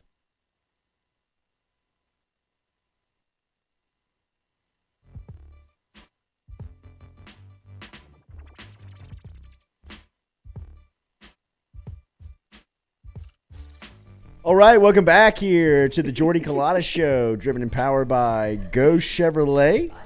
Yeah. That would be all time, right? Live here on this Tuesday. I couldn't. Hey, remember we have our mailbag segment tomorrow. Get your mailbag questions in with the hashtag mailbag. We will also have our call-in segment, voicemails. Have a take, don't suck. We'll take live calls. We'll also play your voicemails if you just want to call at any random time during the day and leave a voicemail. Like Jay Cicero. We will get out of here. No. God, that was so good. Dude, I've watched it so many times. I watched it back too. It's so good. Jordy hits him with a get out of here. Is that Jackson Howard? You're like, old man. I'm like, oh my God, that's Jay Cicero. Y'all shut up. It's just the way he was navigating the phone. Yeah, dude, he was old. He inverted it at one time. Yeah. Just to look down with the chin, I was like, oh no. Oh God. You can see bad stuff happening everywhere. Just everything. This is not good. No. Get us out. Get out of here. Get out of here. And the best you go. I was talking to us. Yeah. I wasn't even talking to him. I was like, hang up. Hurry up. No. something. Oh, Lord, you go, we'll be right back, driven and powered by Go Chevrolet. It's like, oh, he bookended it. Like, what a pro. Always get the Yeah. sponsors. No, the best was, is that Jackson Howard? Howard? I didn't mean that like, I know. But I it thought that this was like white a man on guidance the screen, counselor or and he- somebody in his Yeah, school, Setting like, him up on the computer. like bringing him in the office, like you here, you get a camera, you know what I mean? We're all good. No, the best line. Jeez, dude. Maybe we should have like a chat roulette, like Segment. call in. Yeah. You know what I mean? Like Door's whose video always call open. will stick. Yeah. Send out 4 links a day, see who clicks it. Yeah. that Wait, would was be that supposed to be? That would happen to you if the show did that. You're like, oh shit, am I supposed to be on that show? God. You would tap in real quick. Ugh. Yeah. All right, Joe Fouche is going to be here before we get out of here at 9 a.m. He's on his way over here. As always, South Louisiana, weather and traffic. And when you are looking for an update on weather and traffic, head over to our friends over at WAFB. They've got live, up-to-the-minute breaking news, traffic updates for you, weather updates for you. They've got a great app over at WAFB. You can download it inside your app store or at WAFB Plus. Check them out there to keep up with the latest. This guy, Sam, is pissed inside of the chat Sam, what's wrong? that I don't know about Florida State because it's my livelihood. Not really, Sam. Florida State football is not really my livelihood. We talk more about what's going on here locally, but we appreciate you being here, He buddy. says he likes the show, Yeah, wants the show yeah. to be better. Yeah. He's wanting us to be better. No, I appreciate you wanting to push us, man. Sorry, Lloyd said suck me. No, I stick by that. Oh, he does stick Um, to suck Standing me. on But that it's on when all you too. do a daily live show and then we move a lot of, we try to give you as much content as possible. So it's not like we have a turnkey solution here at the studio. We're packing up our equipment a lot. We're moving around. So with change comes the possibility of nice. not being consistent. So that's why Somebody- some things break, Sam. Thank you for Somebody listening. just made a Jordy's mic account. It says, "Don't Their touch first me, caption bro." is "Don't touch me, bro." Don't touch me, bro. That is Oh, awesome. yeah? Oh yeah. Rico, is that you? He's back. What was Rico's name? We foiled Rico. Yeah, Alex Fontenot. Alex Yeah, Fontenot. Alex Fontenot. Yeah. We know. Shout That's out. for the guy. Thank God. He That- tipped yourself on Twitter. Yeah. He tipped himself on Twitter. He outed himself, and then he left. No, Yeah, he no, did. well, And he had been Noah back blocked since him. we called him by Yeah, his name. I think we blocked him. Noah But blocked him because the he made chat. a comment about my weight, and Noah was like, "You're done." Yeah, he And that was did. the end of It was he crossed the Noah. line. God. Your ass is Noah mine. Our has first my back. block. Only block. Yeah, the only block of my career. Yeah, Really? but it was Never worth blocked anyone. Oh. Been prideful in that. it. Yeah, but Noah that has was my worth back. it. I He was guess It so. was worth it. It was too much. Yeah, he is terrorizing the chat. Now really it's fun. It's was. free flowing. We have good people in here that enjoy the show Yeah. instead For of the just most trying part. to make it about themselves. Jimmy Magoo, did I You miss did. the paid interview? You did not. We had a little technical difficulties over here. It happens. So we punted on Pate, and he's going to be back later one day this week. Oh, We yeah. picked up a Weather. commitment from Joe Fouche. Yeah, but Joe Fouche is going to come here. He's committed. Is going to come through here as the thunder rains down in South Louisiana. Oh, Is Rico this- got banned from Are You Serious also. Is this Wow. Joe's Got hat? banned by Blake? Is this Joe's hat? Oh, definitely. Yeah, you might wanna put that might down, wanna- bro. Does yeah. it smell? Drop that. It's a little dirty. No doubt. Not as It's dirty as I thought it would be. Water Yeah. stains. I'm sure has been soaking wet over there. Yeah, he's on gonna have his sweat head. stains in there, no doubt. Yeah. Appreciate you, Joe. Thank you for all you do. I know. We love Great you. guy. Tom Brady played the NFL like a fiddle here. Did you see how he just kind of used a little vacation in the middle of training camp? But is that true? I mean, he's in the Bahamas, like focusing on family time, but like I feel like something else is up, right? No, you don't no. just I pick think- up and go to the Bahamas during training camp. I think that they Like had what? agreed to go on vacation when he retired, and then when that day came, they're like, "We're still going on vacation." Okay, that's Ah, bullshit though. Lloyd. You don't hold him to that. He's not And retired. He's Lloyd, in the he middle was of never training camp. retiring. Right. He was He never obviously retiring. made a promise to Giselle and the children that they So? were going to the Bahamas. I'm sure they all make promises to their wives and kids all the time. That doesn't mean they hold up. Yeah, well, why wouldn't you hold He's up? Tom Brady Brady. doesn't have to be at camp. He knows the playbook. That's what it is. Yeah, But he I don't should have be to. there. Brady's finally gotten to a place where he's comfortable using his power. You know what I mean? I think there's more to it. No way. I think there's probably stuff at home going on. Oh, I don't Which is why disagree he's with there that. in But I Bahamas. mean, I don't think that it was an ultimatum of Tom. If you don't get down to the Bahamas, you're not playing football. You know what I mean? Like, I think that Tom was like, "Yo, Giselle, I see a really good opportunity for us to break away." And Why not before training camp started though? Because that's the only what time does he he could book need it. those 8 days for? Yeah, he doesn't matter. How many He could have done the times? first. He It's could have just- done the it's first for week the of the public. year. It's for his team. I just feel Yeah. like he should be there. Who I cares? think that's odd. I think there's I think that something Brady's gotten to a point where he's comfortable using his power. He I also just thought think he- that he's gotten to that place where it's like, you know, I mean, he tries to and is and has always been the ultimate team guy, right? So this does go against all of those principles, but in the grand scheme of it, everybody that talks about training camp says that it is the most, you know, especially guys at like this point. Who was the big Seattle Seahawk left tackle that could he used to push the car for his training? Was his name? Was his that was his regimen. That was his regimen. He has a great name. Seattle Seahawks longtime left tackle, was a first ballot Hall of Fame. Is it Walter? What if I came out with it right now? You should come out with it. I Drop don't it. know who it is. Spill it. Mark Glowinski. No. I just think what you just said, Tom's deal is Seattle teamwork and being with the team. And Seahawks. even if he's not going to be participating in training camp, why wouldn't he be there with the team? Why Dwayne do you Brown? pick this time There's to go to the Ballot. Bahamas? There's just something more Well, to he it. also tried to go to Oakland. I mean, he tried to go to Las Vegas. Did you see that? Yeah. That was I don't know about bizarre. It was. Who's the Dana White knows how to keep himself in the Walter news Jones. cycle. Walter Jones. Walter Jones, first ballot Hall of Famer, never went through training camp. Like, had it worked into his contract once he became Walter Jones, once he became like this mountain of a dude that you just couldn't get around on the left side, they just paid him like that. He was like, put it in my contract. I'm not paying a fine. I shall not be. I'm not holding out either. Not holding out. I'm just not coming. Yeah. You know what I mean? Like, I'm not gonna be here. I'm not going to be here. But I mean, do it in the off season. This just doesn't make sense to me. That this would be the time that you would go, and the whole. Katie, freaking you are the world is queen of speculating. vacations. I know that, but I'm not on vacation right now, and I'm certainly not going to be there like the opener for the football game. Yeah, that's technically a vacation for us. Yeah. You take be able to go to New Orleans, but I feel like you would be pro vacation. She's the. I am pro vacation, but do it at the right time. I think this is the right time for Right. him. I think he's all good. Brady doesn't care. I don't. Not during training camp. I think that's weird. I just think there's more to it. I think there's a little something up. We might not ever know, but maybe they just healed their marriage in the Bahamas. Like. Oh, over you're the thinking past it's few personal? days. Yeah. Oh. I do think it's personal. You can't break up with Giselle. The money, the power. That's He's fine yeah. without her, I think. Right? Well, What do you mean the she- money and the power? She's the breadwinner. I know She's- I know she earns. She's more than paying him child support in the divorce. I know she is worth more than him. Yeah. Absolutely. But I mean, but he still doesn't need it. He doesn't need it. Just saying. I mean, as far come as on, y'all. Why are y'all fighting me on this so hard? Because I respect it. If you're Tom Brady and you're 24 in the league, 23 in the league, like, Tom, go do your thing. We'll be here week one. We're all good. Like, we don't, you know. He's 45. He's earned it. Yeah, he's Get an old it. man. I mean, Look, I've cut my vacations way back. You don't even know. I would have been gone like last week. I know. I'm Oh, always all right. gone in the 1st of August before school starts. I'm not now. So, Did you go to I mean, the Bahamas? You adjust. Maybe I would have gone to the Bahamas. Got your spot. Tom took your I mean, house. no, I'm usually in Colorado that first week in August. Oh. Fly fishing. David's birthday. Every year. You say Didn't fly do it this fishing? year. Yeah. Do you fly fish? it's on the wrist. Yeah, we go. You do it? Yeah, I You love put it. the waders Feels on I've every never time? I do. I I've love done the it. waders. It's beautiful. I've done it out twice. there and Did you catch anything? Yeah. I'd Rainbow like to go- trout. Yeah. I'd that like to sounds go right. fly fishing. it's fun. It Sounds really Kind is. of. It's interesting. I It's did the peaceful. deal too, bro. Like had the hooks on the hat. This guy. Wore the waders.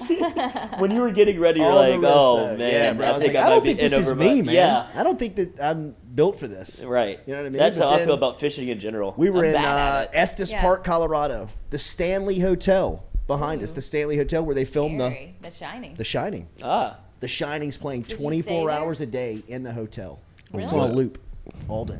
That's terrifying. Did you go to it? We stayed there. You Imagine. stayed there? My buddy Rock Lee, best friend, I was the best man at his wedding, got married in Estes Park, and the reception was at the Stanley Hotel, he and we still all stayed there. married? Still married. Did So it you, wasn't do you crazy. get to- Happily. I'm there for you, Rocky. Couldn't be happier. Talked to him Still last hanging on week. My God's man grace. is glowing. Best marriage I've ever seen. Yeah, right. Writing books over there in Alpharetta. But, bro, fly fishing it's legit. You know what I mean? Like, I would do it. hard. It's I very would do it. peaceful. It is hard It's, once you it's, get I the would hang call of it like the golf of fishing. Okay. You know what I mean? It's very. You're doing It's a lot. kinda- You're you kinda yeah, like athletic. walking, yeah. you know, you're going against the, you know what I mean? It's The not current. taxing, but it's a little It can be physically wading through like some of those currents. Well, see, that's the stuff that I'm not trying to do. Well, we did. Oh, did you just stay in one spot? I mean, I'm not trying to go white. I'm not trying to go white cap I know, fishing. we were wading down the river doing it. I mean, it was amazing. Y'all weren't like waders just standing there? Yeah, we were in waders, but we got in the river and waded through it, waded down. I had to like If hold the onto a fish aren't rock. biting, you My gotta legs go- were like getting swept out from Right. under me. I mean, it was fun though. I mean, but he was telling me, like, don't let the water get in the waders, bro. You're dead. Oh yeah, if the water gets. Oh, last year we went and it rained and the water got in my waders and I was more miserable than I've ever been in my life. But I sat there on the rock, letting David fish in the rain, shivering, like thinking Out I'm here gonna fly die fishing. right now. I didn't say a word. Is this his favorite thing to do? Fly No, fish? I don't think it's his favorite thing, but it's his birthday and we do it on his birthday. He likes it a lot. I was better at him the first time. Better than him the first time. I was. Like, I picked it up faster and caught more fish. And Wow. Do you have somebody that takes? Got another one. Yep. Sweet. Yeah, we Yeah. got the I'm guy. rolling another one. Yeah. Keep going, Katie. You can do that out there too. Absolutely. Our Jimmy guide Magoo, a was nice very sativa and a cool. mountain stream. Count me in. I'm in. That sounds I great. mean, It is I'm sounds, in. like it sounds like a Coors commercial. I'm all in, Yes. coach. Yeah, a little Colorado Kool-Aid to go with it. What's Colorado Kool-Aid? Little Coors. Coors. Little Oh. banquet beer. Cool Coors Light. Cold Coors Light. Colorado is the destination, right? Yeah, I mean, like that's, that is the spot. It's In like the summer. that's on the It mountain. pops in both. It's summer and winter. Spring Oh, is yeah. beautiful. But Yeah. I mean, for fishing in the summer, I don't Oh, wanna listen do to it her. in the winter. Check the I streams. like Check fish the in streams in the spring. Yeah. I love that your fly fishing is, well, the fish got to come to me. Like, she's out there chasing the fish down. We got to go to a new spot, like you would do, like doing a boat. And Jordy's like, no, be patient. Yeah. Well, Yeah. it's It's cool. all You about can patience. explore. I mean, it's so beautiful out It there. is. It I mean, really it is. looks almost fake. It does. Yeah, You know, I serene. mean, it's just like Big Yes. homeless community. really. Yeah, because the Well, weather's so liberal. nice. Yeah. Yeah. So they migrate from Texas during Ah. Are the you for the being for summer. real? Yes. Homeless people do? Because Sean I'd worked. buy it. Yeah, I'd buy Sean it. worked I'd in buy it. Colorado when they opened up a restaurant there, Saba or something. Congratulations. So we went. You got a job in Chicago? Yeah, no. This was previously. Okay, So he moved from. He had to work in Colorado for a little bit. Anyway, we went down there for like a week to visit him, and they were like, "Oh, it's the summer. You got to watch out for the homeless are coming." And it was like it was like The Walking Dead. It's Stakes. like, yeah, here they come. Really? And yeah, Like they on were all, and they're foot? just the best thing. They're all just like Good laying moods. in the ground, like they just posted It's awesome up. over here. Yeah, it's like Go Broncos. yeah. Weather's Like, great. They don't have anything. They're That's just so like, weird. weather's great. And they're just laying down on people's grass, and they're like, Wait, all right. they're like on foot, like coming into Colorado? Oh yeah. I mean, I'm sure they hitch a ride, however you got to do it to get there. Yeah. But for the summer, that's The where march is on. This Yeah, is all my Destination belongings. City. Right. We're heading north. We're going. To Who's coming with Colorado. me? God, not Yeah. a care in the world. Then No. you just stay over there for I mean, I guess whenever they have a it care, but turns into winter. You just keep on marching to California. Oh God. Okay. You weather I Like was. Gold Rush. I could Yeah. not. I could not get over the homeless community in Los Angeles. Oh, yeah. For the UCLA game last year, I mean, bro. Like Coach. cities. Skid Row. Cities. Row. Yeah. Straight They up. gotta figure it We out. drove through it. They like take people out of jail and like drop them off on Skid Row. Oh yeah. Like, yeah, so that's, sad. that's what it is. I mean, it was incredible. I mean, it was like you have to see it to believe it. Mm-hmm. Just, I mean, it's like as far as your eye can it's its see. own like- community. Yeah, I mean, it's like a neighborhood. It should have a zip code. Yeah. I mean, like it's incredible. I mean, it's like it's just Well, it's almost it's like its own city. it's like self-sustaining too. Like they have like their own little way they get shit done. You know, they have like, I don't know, you know, I go get the food, you go get the drugs. I don't know whatever you want. Sure, They have a right, way right, to work right. around in there. It's Get the very Bunsen interesting. burner, bro. Yeah, found this lamp. All right, some offensive linemen over at LSU going to be collecting here. Huge deal for Hooters as they announced yesterday they're signing 150 plus NIL deals with offensive linemen that they're calling O-line ambassadors around the country. LSU got some run in this. Really? A couple of offensive linemen, including Cardell Thomas, Xavier Hill, Marcus Dumerville, Miles Frazier, Fitzgerald West, Chemo Macanole. Chemo. Yeah. I'm terrible at the Hawaiian Samoan names. I'm out. K-I-M-O. Got it. Yeah, chemo. To the judge. Let's go to the judges here. Yeah, that's right. I mean, use it in a sentence. That's Must be chemo, right? I guess he's a cancer on the team. Team cancer. Team cancer. And then Lance and Smith all scooped up NIL deals from Hooters over the overnight as that was announced yesterday. So LSU scooping up a couple of O-line deals. Cardell Thomas, who I know a lot of people talk about, ask about, curious about. It really feels like at the end of this fall camp kind of coming to a conclusion, that it's really kind of sailed on Cardell Thomas. You've got a new coaching staff.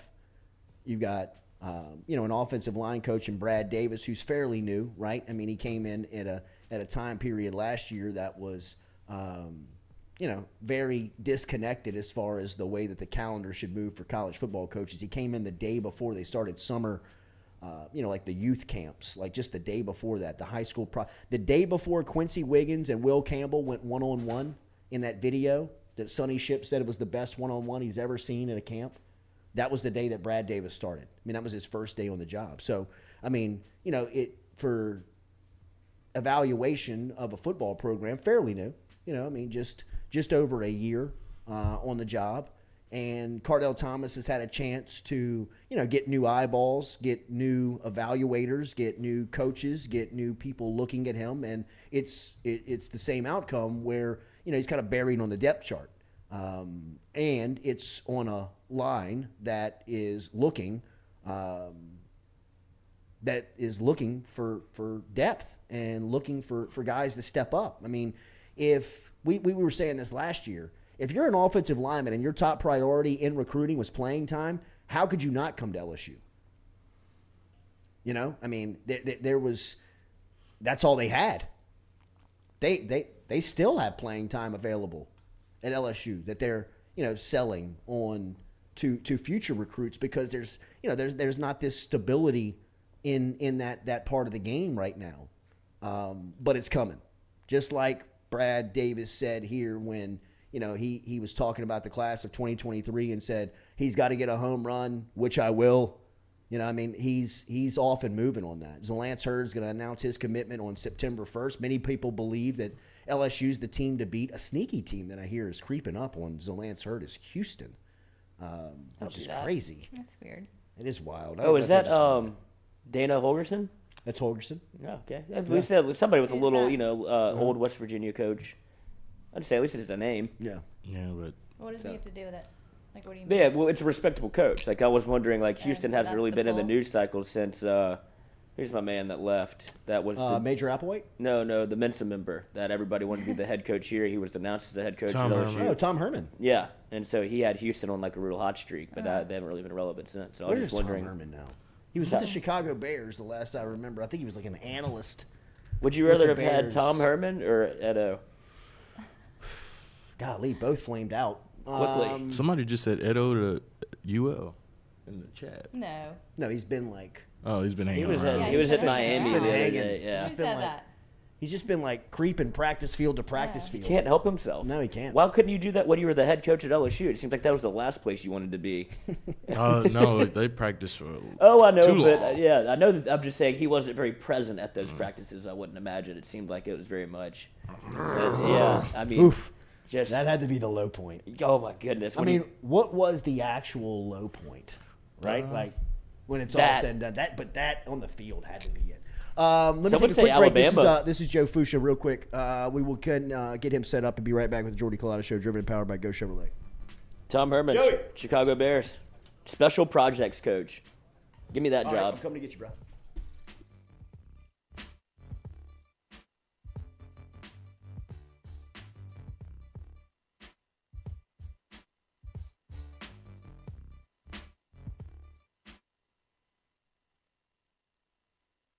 In a wreck, Gordon McKernan Injury Attorneys is ready to go to work for you. Come meet your team. I'm your intake specialist. I coordinate your case and connect you with your attorney and paralegal. That's us, your legal team. Thanks. And we'll fight to get you every dollar you deserve.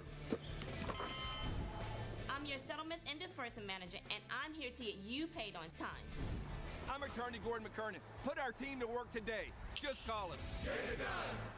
Sports with it. It's just like anything else. I mean, I don't want to get into hyperbole, but it's, everything is. I mean, frankly, I'm still worried more about concussions. We don't talk about it much anymore, but, we've kind of helped solve it in a lot of ways and make the game a lot safer.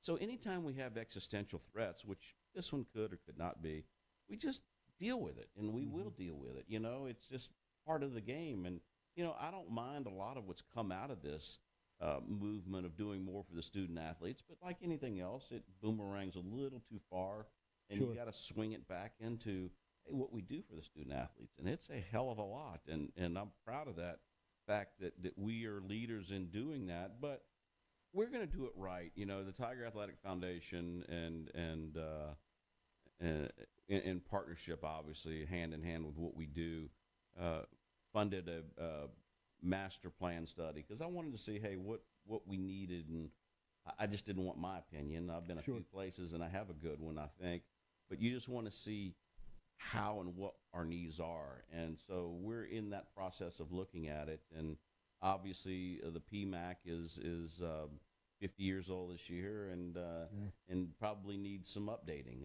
It's got good bones, and maybe we can see what we can do with that. Same thing with all that, property that we have both down Nicholson and where we are currently on Nicholson and North Stadium. Is that, hey, is this the proper use and best use for that? And hand in hand with the university and what we do with TAF, we'll make those decisions, and we'll be prudent and thinking about what and how we do. Yeah, it's kind of weird in a perverse way, Jordy, you know me well, is that I kind of relish it. I do like it. I'm one of the few people that embraces it, and we're very lucky at LSU to have it, to be where we are and to be able to do that. I mean, I can't say that for everyone in the business because it is unsettling in a lot of ways, but for us, change is a good thing, and I think we're going to be the beneficiary of it, and it's not gonna stop. It's just going to keep on going. And I'd be lying to you if I told you I had a crystal ball and tell you what was going on, what's going to happen. But we're going to be here, and we're going to embrace it, and we're going to take advantage of it the best we can.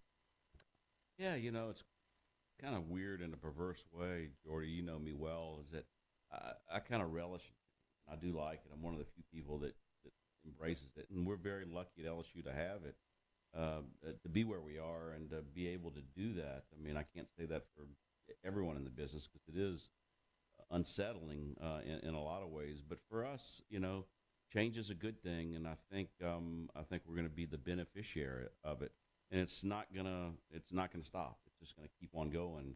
And I'd be lying to you if I told you I had a crystal ball and tell you what was going on, what's going to happen. But we're going to be here, and we're going to embrace it, and we're going to take advantage of it the best we can.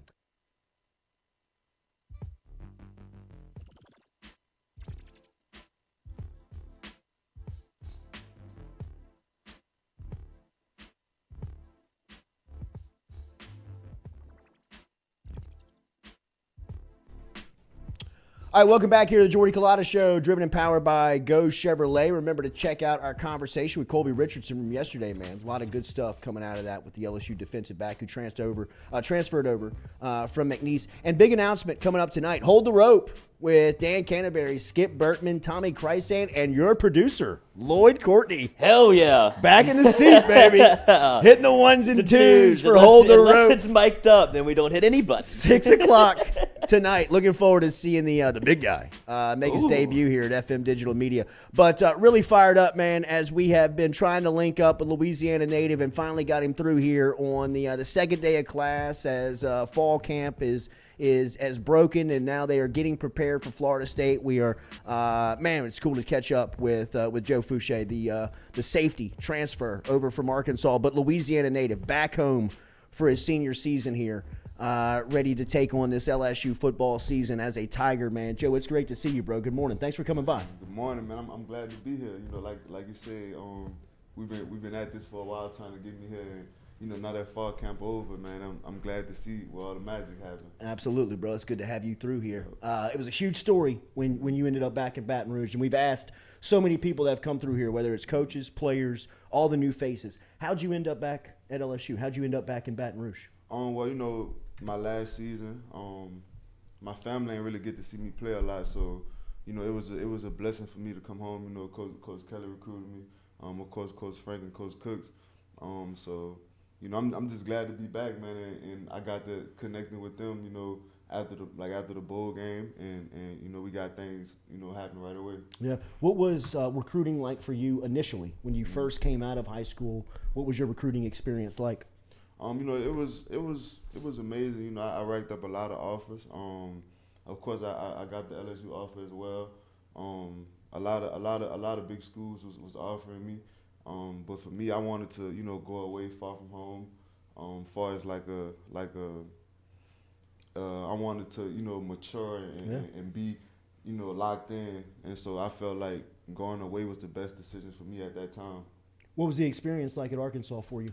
You know, it was amazing, you know, all 4 years. You know, of course, the first 2 years, the record didn't show, but, you know, with Pittman coming in and changing the culture, I feel like, you know, it gave us that spark. And then, you know, that COVID year, we did pretty well. But, you know, last year was an outstanding season for the Razorbacks. And I felt like, you know that matured me a lot. And you know, as far as like experience, you know, I didn't went through a lot as far as like losses and wins.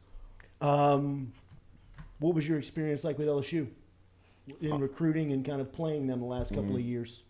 Well, so, you know, playing them, every time, you know, it's when you play a team like, you know, I'm from New Orleans, so I feel like, you know, when we go against LSU, it's like I know most of the guys on the team, so it's like, you know, I'm gonna go all in. Like every game, I'm gonna go all in, but it's like just that game is different because it's like, you know, I played against some of these guys throughout high school. I know these guys, and you know, now that I'm back, you know, I feel like, you know, everyone is taking me in, and you know, it's like I've been here for all 4 years. What's the SEC like going into the final season of you playing? You've played it now for 3 years. What is this conference like from your point of view? Man, it's a pretty rough conference, you know. Like once you get into SEC play, and it's an SEC game every Saturday, you know, you get guys banged up, and you know, it's a grind. It's a, you know, as far as it's more of a mental thing. It's like, you know, because everyone is big, everyone is strong. We're going against the best, so it's like, you know, it's like what I'm gonna do, as far as like mentally, like how I'm gonna keep my game, how I'm gonna keep elevating. And like I said, once it gets to playing the multiple games, it's how you're gonna elevate yourself and keep it going. What was the transfer portal experience like for you? Well, you know, once I hit the portal, I kind of knew I wanted to come home. But it was a lot of schools that reached out to me. But I didn't brush nobody off. Like, you know what I'm saying? I still like was listening to what everyone had to say, what everyone had to offer. But I wanted to finish my last season home, you know, to be closer to my family, and made this home for me. Once Frank Wilson makes that call to come to LSU, it's probably tough to say no, I'd imagine. Huh? Nah, definitely. And then, you know, me and Frank, we already had a good relationship before I came here, you know, with him being from New Orleans as well. So, I mean, once we got to talking, it was a done deal. Now tell me about since landing in Baton Rouge, there has been fast and furious turnover. I think you were one of the first transfers, if not the first, to transfer in. How have you seen this roster develop since you've been in Baton Rouge, going through spring, early parts of fall camp, and now you guys are getting prepared for Florida State? How about all of the work to get to where you guys are now? I feel like, you know, coming in, it's like just seeing the growth and like the younger guys and the older guys, you know, the older guys helping the younger guys out. A lot of guys, you know, coming around, like Major, he was hurt, and I feel like he's has a lot of potential. You know, he's a younger guy, but you know, the way he's communicating and the way he's doing, you know, carrying himself, you know, I feel like he's a very mature. And then it's other guys balling like Jordan Allen, like the freshman. Yeah. You know, he coming in with good size and he locking guys up, and I feel like just the relationship we all have in the room. You know what I'm saying? It's not a one-sided room, because it's a lot of transfers and it's a lot of guys that have been there, but we all like, we got that bond. And it's crazy to say that, because that's hard to do, you know what I'm saying, when it's new guys, and especially it's not just new guys, it's guys that are transfers. Yeah. And it don't feel that way. Yeah, I'd imagine so. And we heard a lot when that was kind of going on, the SWAT teams were kind of really exposing that stuff. You know what I mean? Really was kind of bringing you guys together. What was your experience like with the SWAT? Well, so I love that Coach Kelly like put this like the SWAT teams together because you hold each other accountable. But not only you do that, you compete against each other. It's like, man, I got to get to class because I can't show up late. I don't want no points taken away. I got to get to tutoring on time, and we hold each other accountable. Like we got a group message. Brooks, he's a SWAT team leader. I'm a SWAT team leader, and we got a group chat, and so we keep everything in the group chat. We hold each other accountable. Making sure we're not late to appointments, and I feel like that's what's bringing us closer together. Yeah, you and Greg Brooks made the decision to come home together after playing at Arkansas. How was that relationship, at Arkansas and going through that process with one of your buddies? It's crazy because that bowl game, we were like, come on, bro, we're gonna go out here and ball, we do what we gotta do, and it's like every time he get a pick, he always get his pick first, and then I get a pick right at like if he get a pick, I know I'm getting a pick, and it's been like that for about 2 years now. Wow. And so just that the relationship we built up, like once I came to LSU, committed to come here, I'm sure like everyone knew that he was gonna come here as well. Yeah. Tyrann Mathieu came back here in the offseason, spent a week down here. He announced during that week that he wants to be a head coach here one day. He was around the facility. He spoke to you guys. What was that week like for somebody who's from New Orleans, new to LSU, and playing at DBU now to see one of the presidents come back and speak to the group? It was an amazing thing to see. Because Tyrann Mathieu, he's a highly favored guy, and the passion he has for purple and gold is crazy. He's from New Orleans, right down the road. And it's like when he was speaking to us, he was speaking from his past experience. He didn't sugarcoat anything, and you could see how much he's grown, and like from being here and what he had now, it's like it's an amazing thing to see, especially like when you coming from the same place. It's one of the greatest things. What about Brian Kelly makes him stand out to me, just as covering him from the media? He feels like he's a great communicator. Like he's easy to talk to. Being one of his players, what's it been like being recruited by him and then kind of being underneath him in learning? Well, I can go talk to him anytime. I can go in his office and talk to him. He make times for all his players, walk-ons. Like it don't matter like who you are, he gonna make time for you. And just like the things he's put into place to groom us as men, as football players. I feel like it's outmatched. He focused on like the small details, and when it comes time to football, that'll have you ready for the play of the game. You have you disciplined. The tools he put into place, like graduate champions. I feel like that help us. On the field. It seems like this group has a lot of good chemistry. As far as building and getting together. The competition is pretty rampant too. After watching you guys out there, explain the competition at safety. It seems like it's fierce. Yeah, it is. It definitely is. Of course, me, Major, Jay Ward, and then the younger safeties, like Derek Davis, Matthew Langlois. It's a great room. You got guys who want to get better. Guys want to learn from each other, because most of the guys like Jay Ward, he been here since like 2019, so he's learned things. And then Major coming from Georgia, and I'm coming from Arkansas. It's like, we all learning from each other. The competition is the competition. We stick together as one, knowing that it's a long season. We're gonna need everyone, and so it's like, no matter how it goes, no matter who starts, we keep that brotherhood, knowing that it's gonna be a long game. What's your relationship like with Coach Cooks and Coach House? Your safeties coach, Coach Kerry Cooks, and then the defensive coordinator, Matt House. Yeah, so Coach Cook actually recruited me out of high school. Wow. Yeah, so we like I would say, I would, if a lot of recruits are like, high school players are listening, I would tell them build relationships, because you never know how things will go down the line. And so me and Coach Cooks used to talk a lot, when I was in high school, when he was recruiting me. And so when it came time for me to make my decision, once I found out he was going to be here, I was like, man, that's crazy. It is. Like, I'm like, we built up a good relationship. Like, I already know Coach Cooks, and we just hit the ground running from there. And Coach House, you know, I love him. Like, I love the style of his defense. You know, he's an aggressive defensive coordinator. Coming with that mentality, you know, from the next level, it's a blessing, you know, because it's shaping me it's getting me ready for the next level. Have y'all started to look at Florida State? Are you in it yet, or yeah, where are you in the preparation? Yeah, we have been a little bit. This week we're gonna get more into it as far as like practice and stuff. You know, Saturday was our last scrimmage, so like this week and like next week gonna be the biggest week for us getting ready for Florida State. How good is this defensive line?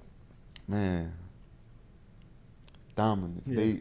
Mason, he's crazy. Like I see him doing some things that and sometimes I had to remind myself, I'm like, he only a sophomore? Right. And then Jaqueline is like they match each other energy. You know, Ali Gay, BJ. It's like, man, this as a DB, this is what you dreamed of. Right. Like, you know what I'm saying? Have a D lineman as dominated as how they dominate the game. It helps you out on the back end. Like last time in high school when I had a good D lineman, SEC D lineman, I racked up 7 picks. You know, and like I said, that's a dream come true to have a D line like them. How's the scrimmages been? The scrimmages, you know, they've been really fun. You know, you got guys flying around. Guys like Kyra Lacey. You know, I'm gonna speak on the offense a little because I was you know, about to ask you about him. Yeah. Kyra Lacey. One of my favorites is Malik. You know, I love him. Everybody's talking about him. I love him. I love going against him. And then with Kayshon being back, you know, he gonna do what he do, of course. And you know, he got to show that Saturday in the scrimmage more. You know, with him working his way into, you know, coming off his injury, I felt like Saturday he went all out. Yeah. Second play of the game, he almost took one to the crib. Like his little screen pass, and he looked like game ready. And I was like, oh shit. That's what I said. I said, oh, there go that man. There he goes. Yeah. Once he showed that, I was like, yep, there he go. He's back. But everybody's talking about Malik, and just to me, you know so much more about this than I do. It's his route running, right, that makes him. He's so open. Yeah. Right. It's not even that. Like you can be on him, strong hands. He's gonna go up and get the ball. You know, he's a aggressive receiver. You know, shifty. Got great size. And like I said, I usually check tight ends, but I'm scared enough to check him in the slot. As you may notice, I usually check him maybe once a week. I told her, look, I ain't gonna be dealing with you today. And we keep a record as well. I just recently told, I think we're like 3-2. He won the last rep. Wow. And so what I did was I went up, and then after spring, I told him I'm not dealing with him no more till fall. Like I'm gonna keep my record how it is. And so I'm probably gonna. This week I'm gonna probably get him in the slot one more time to even the score. Get back to 500. But when that's got to be the best part about it, right? Iron sharpening iron, right? Definitely. I mean, you going up against and guarding Malik and Kayshon. You feel most comfortable in a nickel, or where do you feel most comfortable? Really, I'm very versatile. Got great size. Big enough to play in the box. You know, fast enough to play over the top to cover. So I just be trying to show that, you know, every day in practice by doing things like guarding receivers in the slot. Like Saturday, I actually guarded Kayshon. Wow. He got me, but I was in perfect position. You know, I could have, like I talked to Coach Cooks, and I was like, he was like, all you had to do is kick slide, and you'd have been in perfect position. And so just like learning that early, like, you know what I'm saying, before the game, before the season. It's a great thing, especially when you got, you know, great receivers to practice it with, and you know, they be encouraging me, like, come on, bro, like, you know what I'm saying. So when I see that, like, that lets me know that I'm doing a damn good job.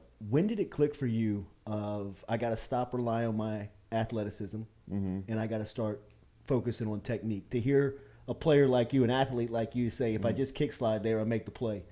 When does it click in your brain of, like, I've got to get out of just that I'm a supreme athlete, and I got to start paying attention to how I do it, my technique. Do you remember at what point you said, man, I can't get away with what I used to get away with? Yeah, so recruits listening up again. Coming out of high school, it's a lot of things that you do in high school that once you get to college, it's like, well, why is it not working? Why is it not? It's like it clicked for me when I came out of high school, because the technique, you know, you can't get away with the technique you was using in high school because everyone is just as good as you. You were just better than everybody in high school. So you can get away with it. Yeah. Like it's a lot of like younger guys that are coming to college, you know, they learn, like it's an eye opener right then and there, because it's like, man, I used to do this in high school all the time and get away with it, but now it's like, you know, guys are faster. Guys are, you know, the quarterbacks are smarter. You know what I'm saying? So it's like the same stuff you did in high school, technique-wise, you can't do it in college. You can win with both guys at quarterback. I'd imagine that you feel as a teammate, right? I'm not asking you to tell me who you think is going to be a starter, but that competition's been fierce to watch over the last couple of weeks. What have you made of watching that kind of play out in camp the last couple of weeks before they name us? It feels like they're going to name a starter here any day. Well, you know, with that,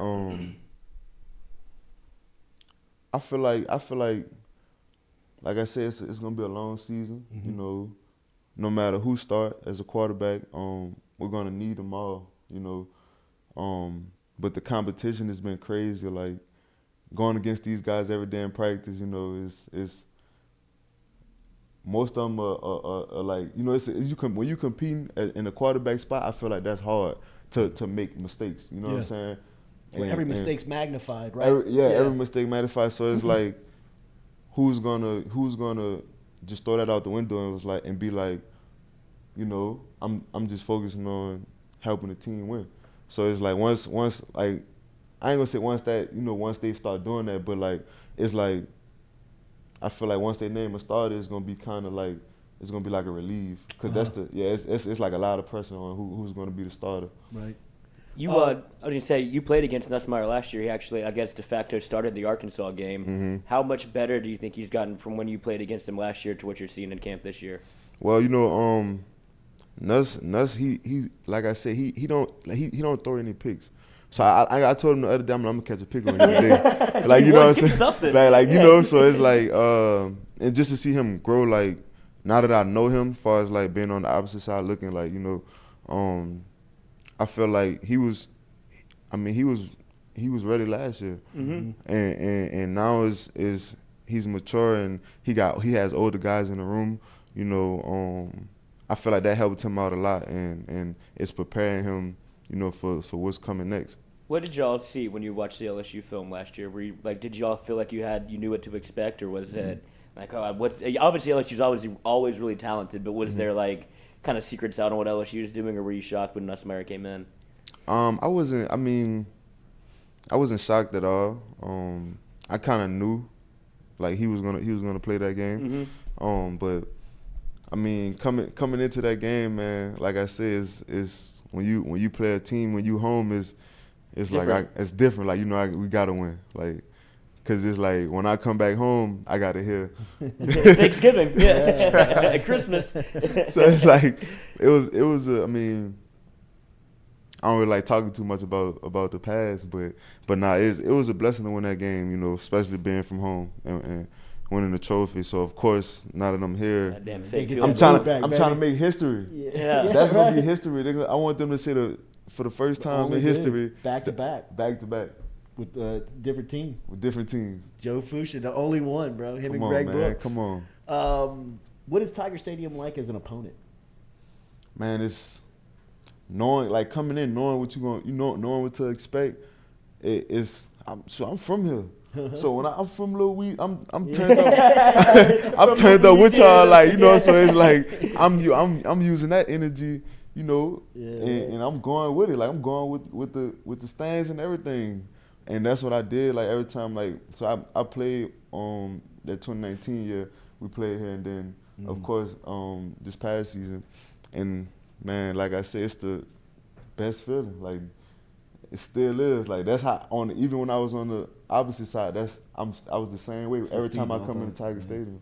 Has your mind gone to Caesar Superdome Labor Day weekend, Sunday night in front of your home crowd, wearing LSU colors, national TV. I dreamed, like, bro, I can't imagine. I literally dreamed of this moment, like, and the story couldn't have went any better. Like, you know, coming home, first game in the Superdome.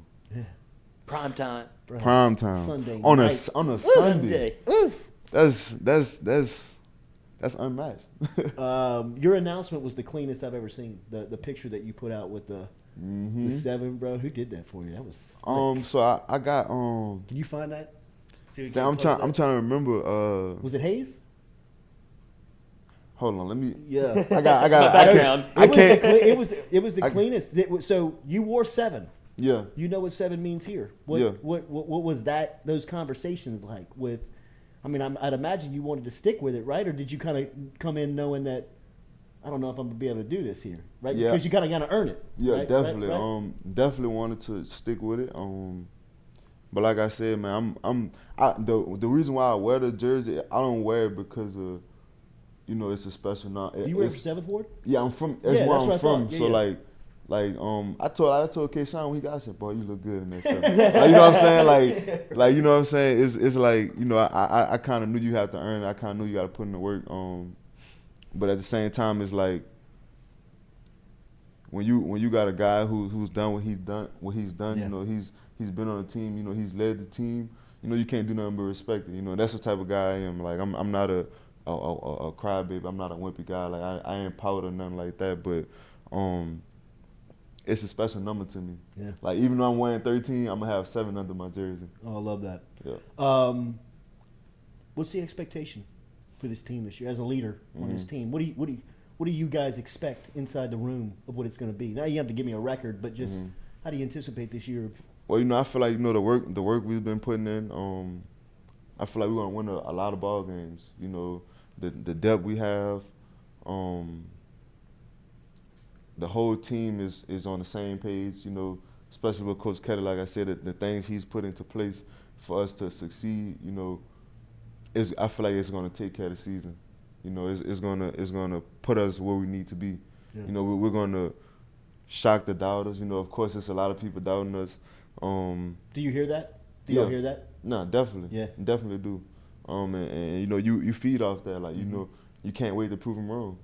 So we're looking forward to doing that. Welcome home, bro.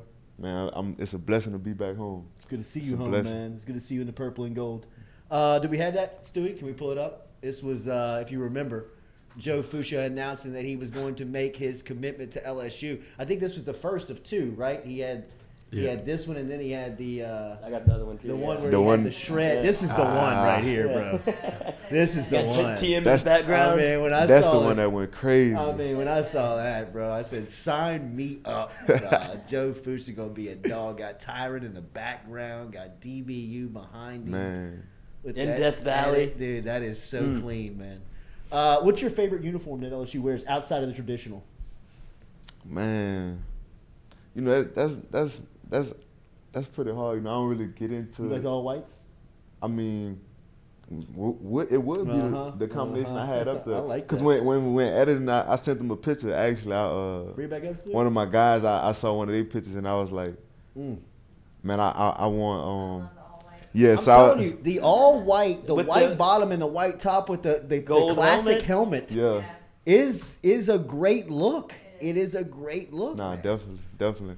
I can't wait to run out there Sunday. Bro, it's gonna be I was about to say Saturday. It's Saturday. It's still wearing off. So it's switched up now. I mean, you're kind of out of fall camp mode and kind of into preparation. You're kind of into game mode, right? I mean, when does that switch flip to game mode? Oh man, today. Yeah. Today. Right, yeah. So we're gonna be looking at Florida State practicing, you know, doing scout team things like that today. From today on forward, man, it's every day bro. It's here. We preparing for Florida State. It's here. It's College definitely football here. starts Thursday night, bro. I mean, like, does Florida State playing this week? How do you think about that? Does that give them an advantage? Would you rather be playing before you play The them, week 0 game. I mean, it really don't make a difference. I feel like, you know, because we're still gonna be practicing really hard. Like we still gonna be, you know, having the same mentality that we have now. So it's like, even though that they're playing, it really don't affect us. I feel like it's not a big deal. Great to meet you, bro. It's great. I'm glad to be here. Yeah, man. We'll be pulling for you. Joe Fouche, the Louisiana native, back home where he's supposed to be, rocking 13 at DBU at safety for LSU. Appreciate you watching today. Make sure you hit that like button, share button, comment button. We'll be back with you tomorrow morning. Make sure you catch Lloyd tonight with the crew. Let's go. Hold the rope, baby, tonight, DK. 6 o'clock right here. Guy. They have their own Ooh. Hold the Rope station. We'll be getting you all that information out. Hit the like and share button for our boy Joe, for everybody over here, Stewie, Katie, Lloyd, and the crew. We'll be back with you tomorrow morning, 7 a.m.